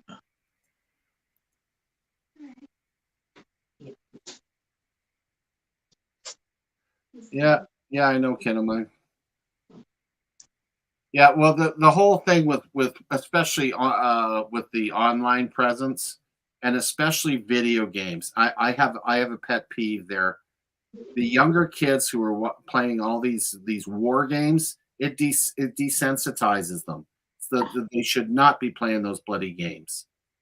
And to watch the news, if you can handle it emotionally, it's good to know what's going on. But if you've gone through a lot of that crap, a lot of people can't handle it anymore. The whole thing is to be aware it's going on. You don't have to drown yourself in all these videos. It's just terrible stuff. My nephew started playing. My sister was stupid enough to let him do this. He started playing this kind of war games and so on when he was, I think, 6 years old or something. Mm-hmm. And you could really see that he got, like you said, desensitized.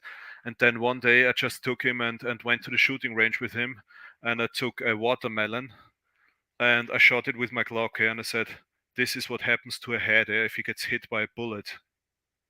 Did you see this guy? He's never been in the military. Do you know when Ukraine first started out? It was like a couple of weeks into it, and this guy owned a gym. You can actually go and find it on YouTube.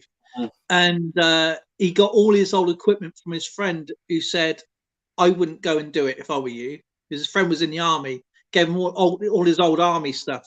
This guy's never held a gun before, and all he's played was Call of Duty. Okay, he's thinking, because he's good at Call of Duty, right? He's going to be good, and he's going to be good in war. And I said to Zoe, it doesn't matter if he gets shot, he's not going to respawn.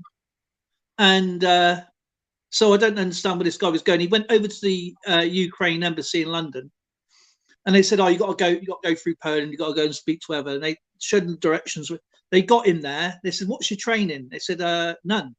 They goes, "We haven't got time or the energy or the effort to train you. Go back home." So his ego was deflated. He probably thinks, "Oh yeah, I'm going to go over there, kick some ass, and be numb to it." No one wants to kill anybody. Yeah. The reality of things is way different. But the reality of actually taking human life is different than shooting a cartoon character. Yeah. No soldier, as you said, and I agree with you, no soldier wants to go to war, no matter where they're from.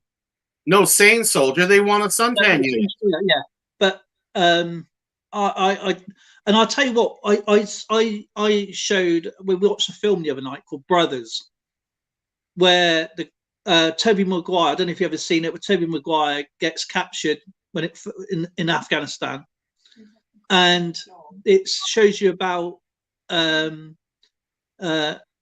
traumatic. Yeah, I don't know if anybody's seen it. I don't know if you've never seen the film Brothers, it is really, really good in the psychological side of things of a soldier. And that is probably home to roost with what Skip has seen and what Austrian Stack has seen. But I don't want to give the plot away. If you've never seen it,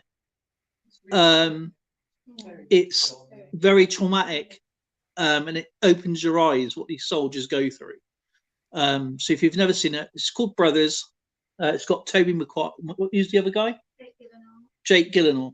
And but yeah, it's but at the moment in the world, I think there's something like 34 conflicts at this particular time in the world. It's absolutely crazy. It's crazy. And again, I do feel for the civilians because they really take the brunt of it. They really do. It's cannon fodder. It's cannon fodder.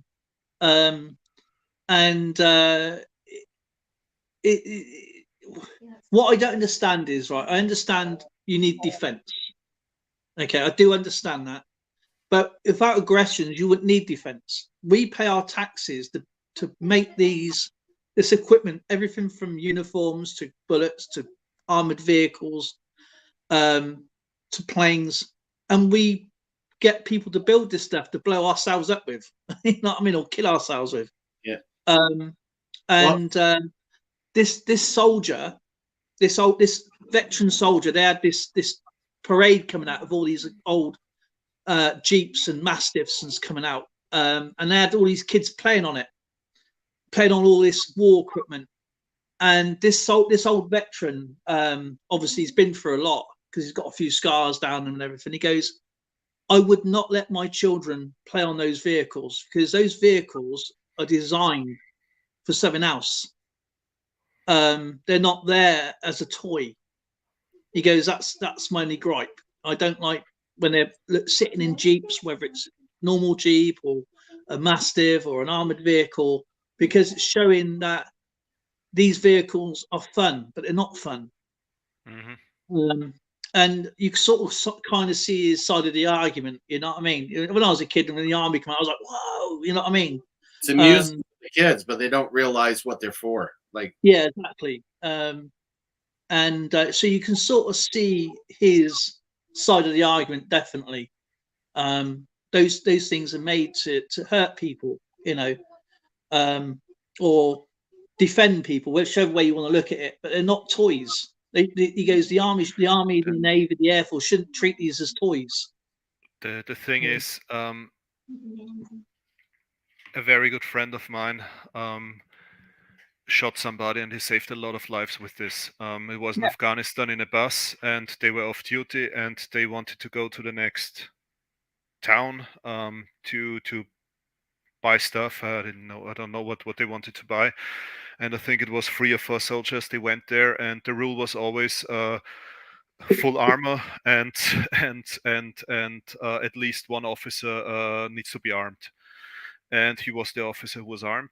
And suddenly, a guy stood up in the middle of the bus, shouting "Allahu Akbar," and he took out his Glock and shot him in the head, and got all out of the bus. And then it turned out he really had a explosive vest. Yeah, so he was saving the lives of at least 30, 40 people in this bus. Yeah, I agree with his motives. I really do, because he was another person afterwards. Yeah, he needed psychological treatment for months to recover from this. Even if he knew that he saved 30 or 40 lives, he said, "I will never ever forget how his brain went out of the back of his head." Yeah, and I think luckily I wasn't there. Yeah, but I don't want to see this, but he was another person afterwards. Even if he saved 30, 40 lives with what he did, yeah, with taking this one life, but it took him months to recover from this. And I think this is what people don't know when they take this too easy. This whole topic. Yeah, I totally agree. I'm going to jump in here because OSI is something I deal with. Operational stress injuries. It's an individual case. When a person is involved in an incident that puts that kind of mental stress on them, it actually changes the chemistry in your brain. When you develop post-traumatic stress, there's no getting rid of it. There's only managing it. You actually become basically a different person. You have things that would never have triggered you before suddenly do. You find that you deal with flashbacks. You're dealing with mood swings. You're dealing with being a completely different person, and it's a tough go. And every case is different. Some are extreme.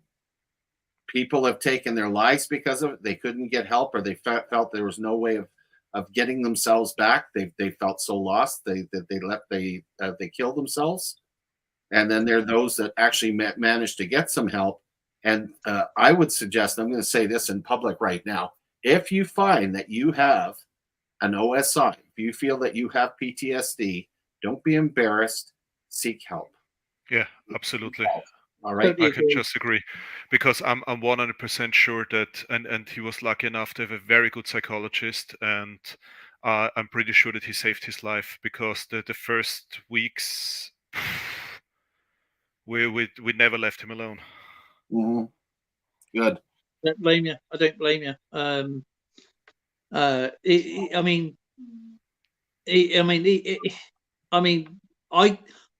People see these things on TV, right? And that guy, he went down there thinking, "Oh yeah, this is going to be easy."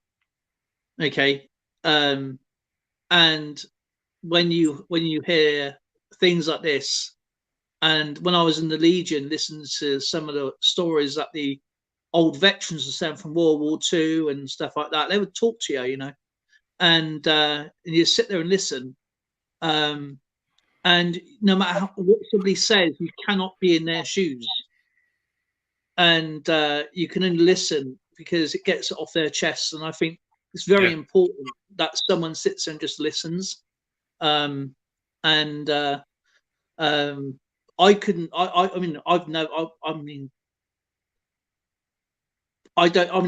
been in that position, so I don't know what I would do if that was me, because I'm me, But I'm just thankful that you guys were there for your friends, for your comrades, or because it is brother in arms, isn't it? So, Dale, once you educate yourself, you do get to see it in other people when they themselves are in denial. And a good example is my future son-in-law has done 3 tours of Afghanistan, 3. And he was a combat engineer that was constantly running up and down those roads, dealing with IEDs and all kinds of crap. Yeah. There is no way he can deny to me that he doesn't have PTSD. He does. I saw it last Christmas. We dropped something on the floor and it banged, and he just about went through the flipping roof. Instantly, I knew that. But they can't, those that are still serving, that have it, won't say it. They're in denial because the moment they say they have it, they can no longer handle a weapon. Once they can't handle a weapon, they're out of the military. They give them a medical release. Their career's over. So there's a lot of soldiers that are serving today. Now, how long has it been now? Since 2012? There's a lot of them that have come back from Afghanistan and Iraq and whatnot. They're suffering from PTSD, but they daresn't say anything. And it's only and it manifests in divorces, and all alcoholism, drug abuse, just a ton of crap that happens because they're afraid that. They don't want to lose their identity. And once, if you're a career soldier and you're forced to leave the military, the only way I can describe it, you're a soldier with no army. You're a civilian, but you have no identity. You don't know where you fit in, and your head's still messed up with what went on. That's a terrible situation to be in. My sister's daughter, my niece, her husband's ex-army. He went to Afghanistan, but he was coming up with all these stories which didn't make sense. I know he went there because I went and got his equipment with him, and as I told you, but when we went down to go and get his uniform for a marriage,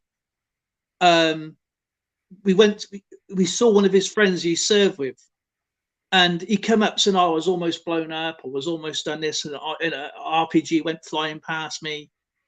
And it just didn't make sense because Camp Bastion was massive. And this, I've never met his brother Chris before until the wedding. And this is like two-part, but this guy who was sat there talking, he goes, oh, he's got a nickname called Princess. I goes, why is he called Princess? He goes, oh, he bitched about filling sandbags, and that's all he did. I goes, what about this RPG then that went past you? And it was just a question. He goes, what RPG? Because they worked together. And I went, oh, right, okay. But everybody, he wanted to get out the army, right? So because of this nickname, he wanted to get out the army. You know, he actually shut his arm in the door, so he couldn't, as you said, it really busted his arm up. And I said to him, I goes, you're getting married to my niece. If you want to come out the army, that's one thing, but don't take it out on my niece, because this is your decision. But his brother Chris, at the wedding, we met his brother Chris and his mate, and real nice lads.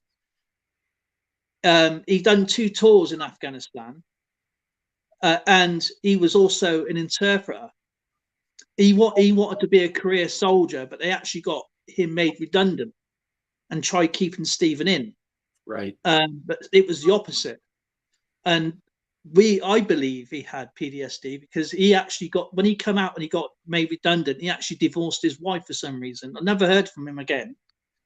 But as you say, he's a soldier of an army. You know what I mean? He was like, what am I going to do now? You know, and he was shocked. But yeah, I believe he suffered from that, because I don't think, whether it was to do with the redundancy from the army or that was a shock. It was like a kick in the teeth. I don't know, because there's obviously different levels.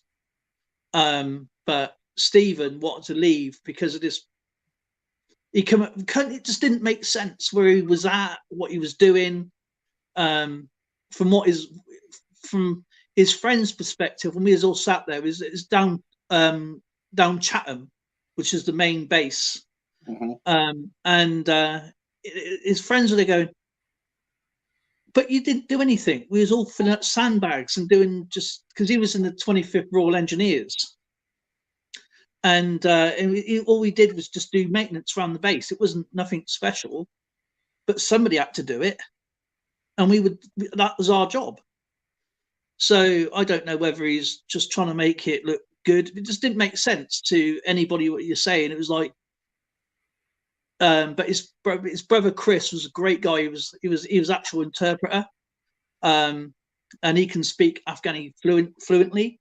So he wouldn't obviously say what he was saying, but what he was doing. But he said, "Yeah, I'm an interpreter." He's probably met the enemy up close and personal.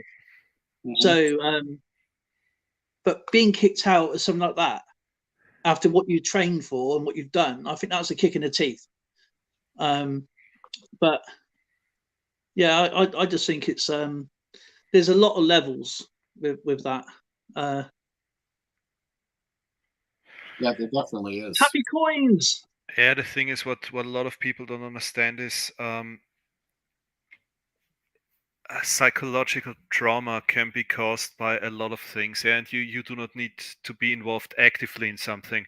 It's enough if you see it, and in some cases it's even enough if you just hear about it.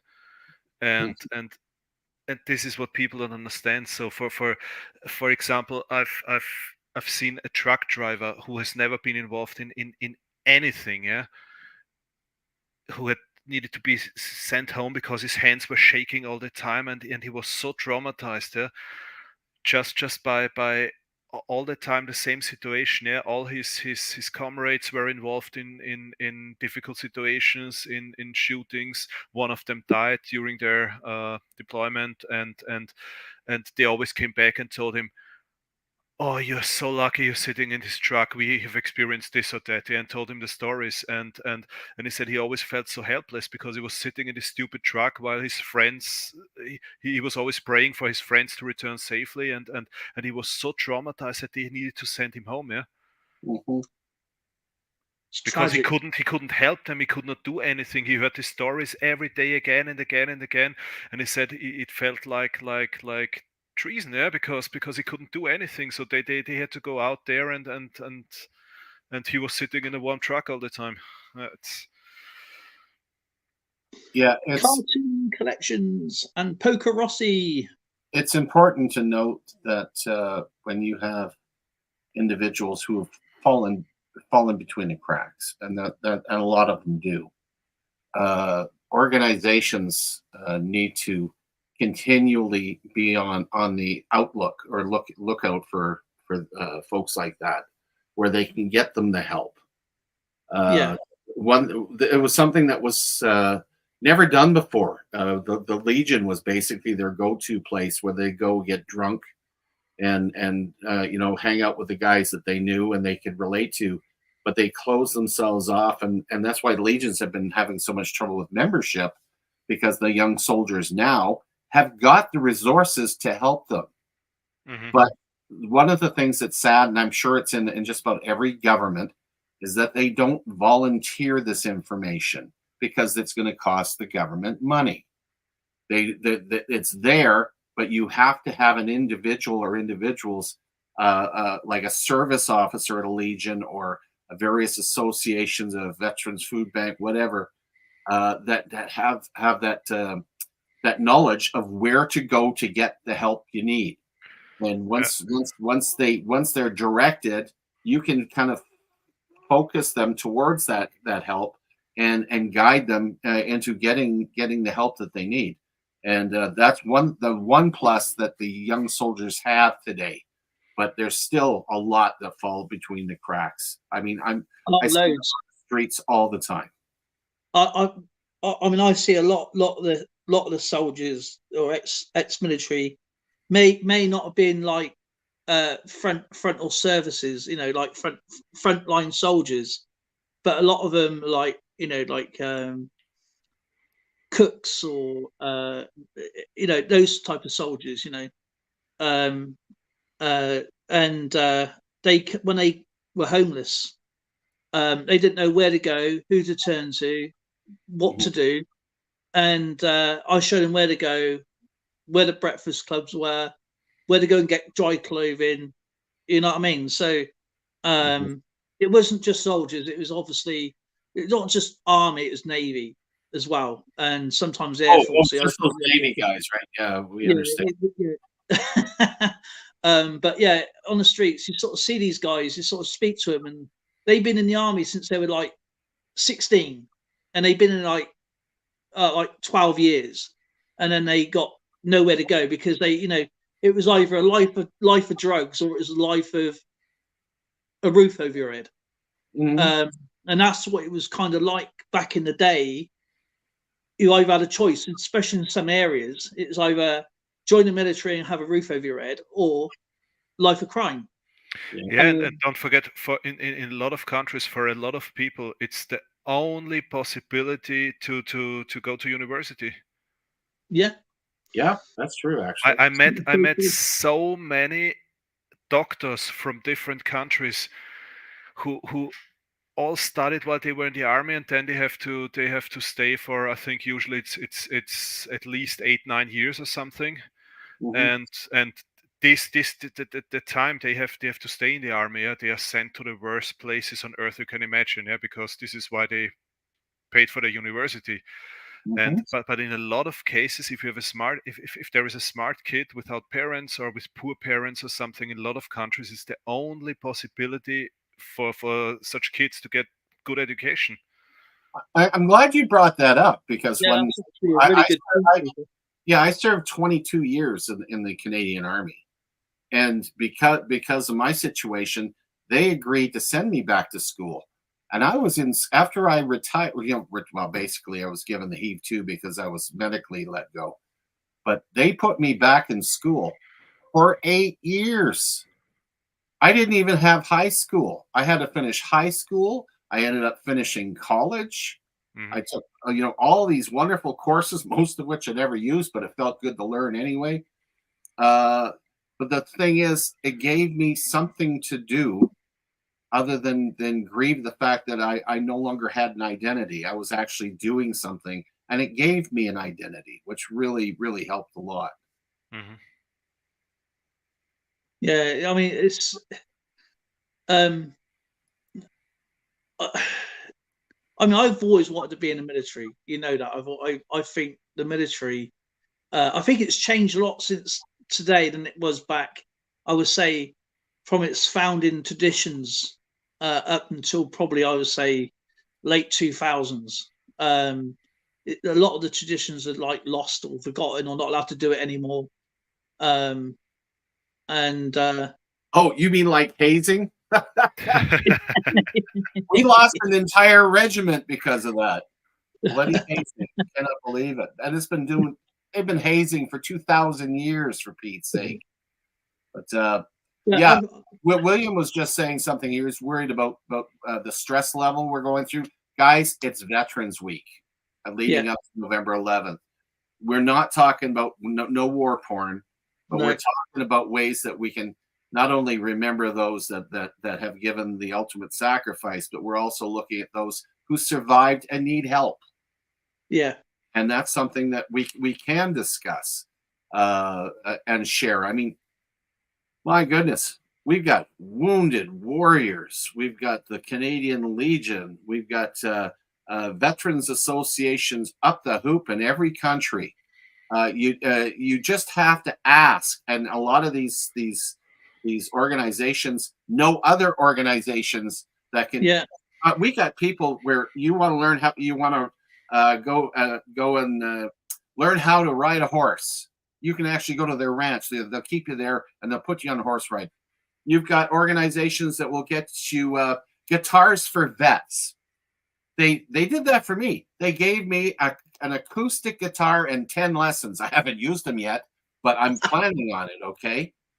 They've got you want to be a drone. We were talking about drones earlier. Yeah.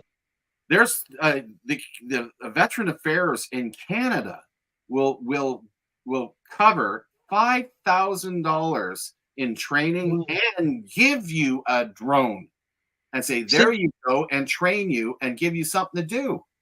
There's stuff that's out there, but if you don't ask, no one's going to volunteer that information. You've got, so as a volunteer, you have to, when you find somebody, take the time and go, well, how can I help you?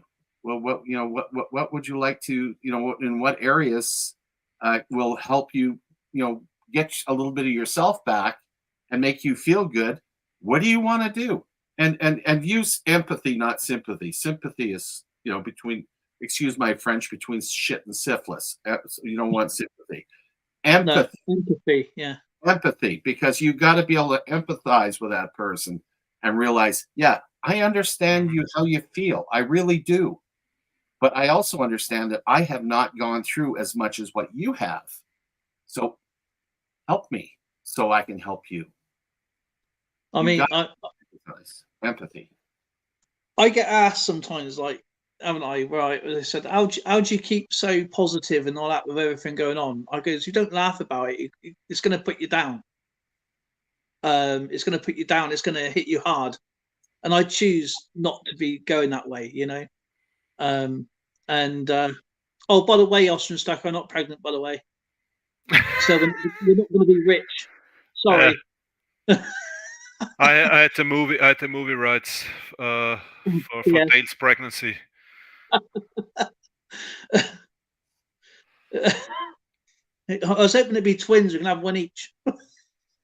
You can keep both.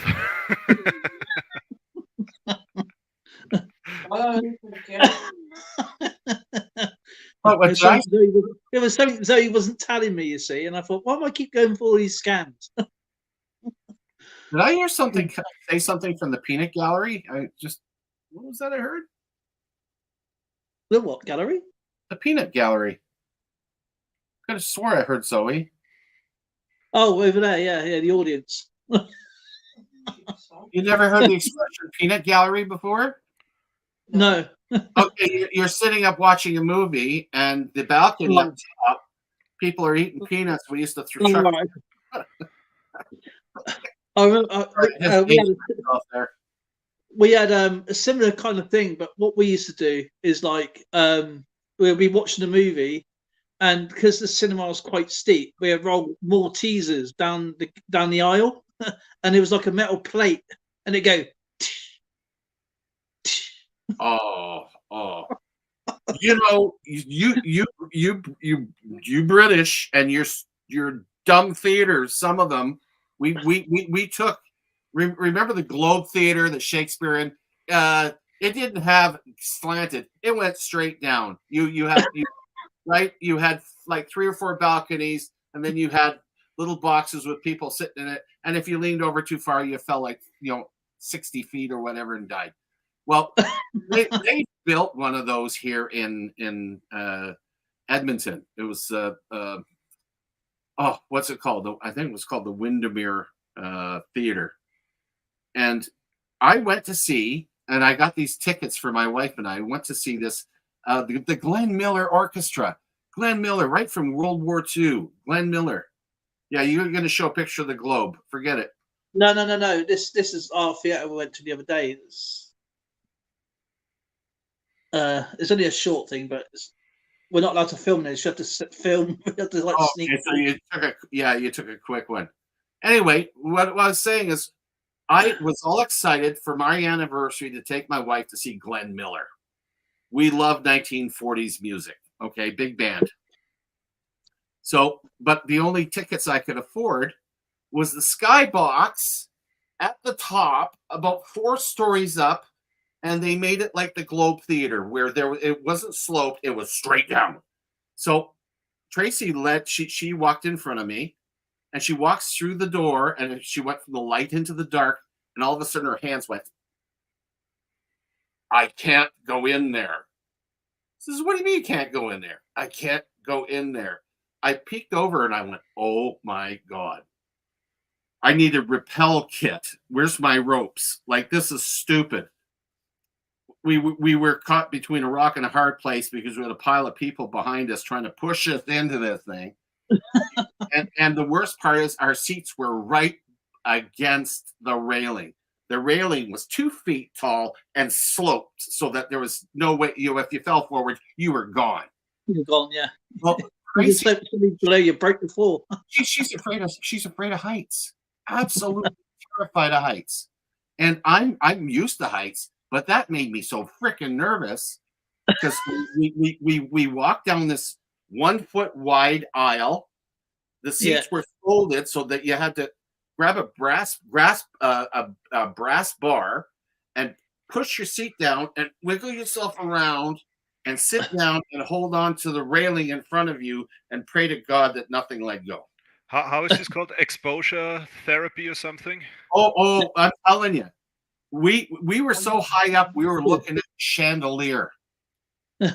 But and every time anybody wanted to walk past us to go to the washroom or whatever, we had to get up, turn around, grab the brass rail behind us, scrunch in, and allow them to go by us. Right? We're just lucky with no loose screws. We got through it all. Neither one of us could remember any of the music. It was like it didn't happen. Didn't happen. Woo! That was worse than a nosebleed. That was nuts. Let's all go to the edge of a cliff and just hang out there. It was last time I went to the theatre was my friend Steve. It was actually Gary Delaney, wasn't it, again? Yeah. And because it doesn't matter which aisle you go down, you can actually walk round and go to the concessions, whatever you want to go to, or go and order your drinks and whatever. But no, we were more or less sat to the right of the aisle, but about 6 people in. These people at the end they didn't want to disturb their friends. There must be about 10 friends. No, they wanted to disturb the people that was to their right. So like there was like the 4th person from the end on their from my left wanted to get up and walk to their right, so everybody had to get up like this, and it's a small narrow gap in it. And of course they're going, and of course you've got to pick all everybody's got to pick their jackets up, or their drinks, or their whatever, and then they go back out and then sit back down. But the 10 people are nice and comfortable, you know, down their end. But no, they're like disturbing to the people to the right. So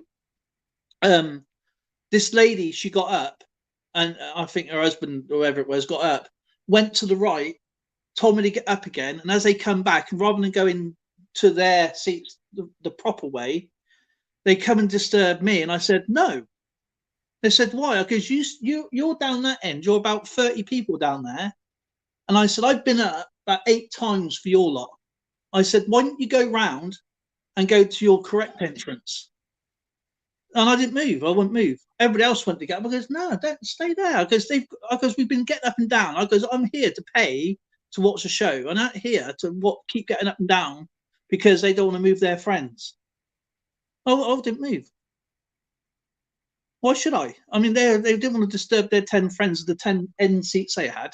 They want to disturb the rest of the 40 people down our row. I wouldn't move.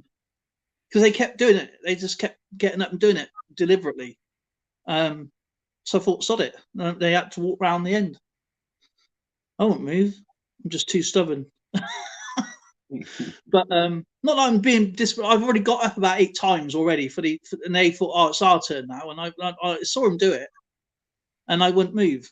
When they came back, I said, why don't you just go around the back of us and go to a normal aisle? Because that's your gate number. That's where you're supposed to go to. But no, they wanted to disturb the whole row. So do you blame me?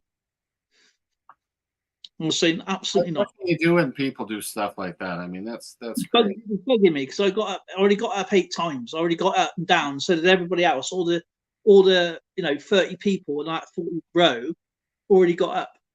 Mm-hmm. And they just kept getting up individually and parking this couple, and I refused to get back up again. I said, I'm here to watch the show. I'm not here to watch you, keep an eye on you to make sure you go and get your peanuts. So it was annoying because everybody would pick their coats up, put their drinks up, stand up. You got awkward, as you said, it's an awkward seat because it's like a flappy seat, and you got to try and get your friends towards your crap so you can put your seat down and sit down and take everybody else's crap, and then they just does your head in. For those of you in chat, I'm going to be popping up daily as a live feed until Remembrance Day. So right up to November 10th. That's cool. The exception of whenever Dale wants to do his thing.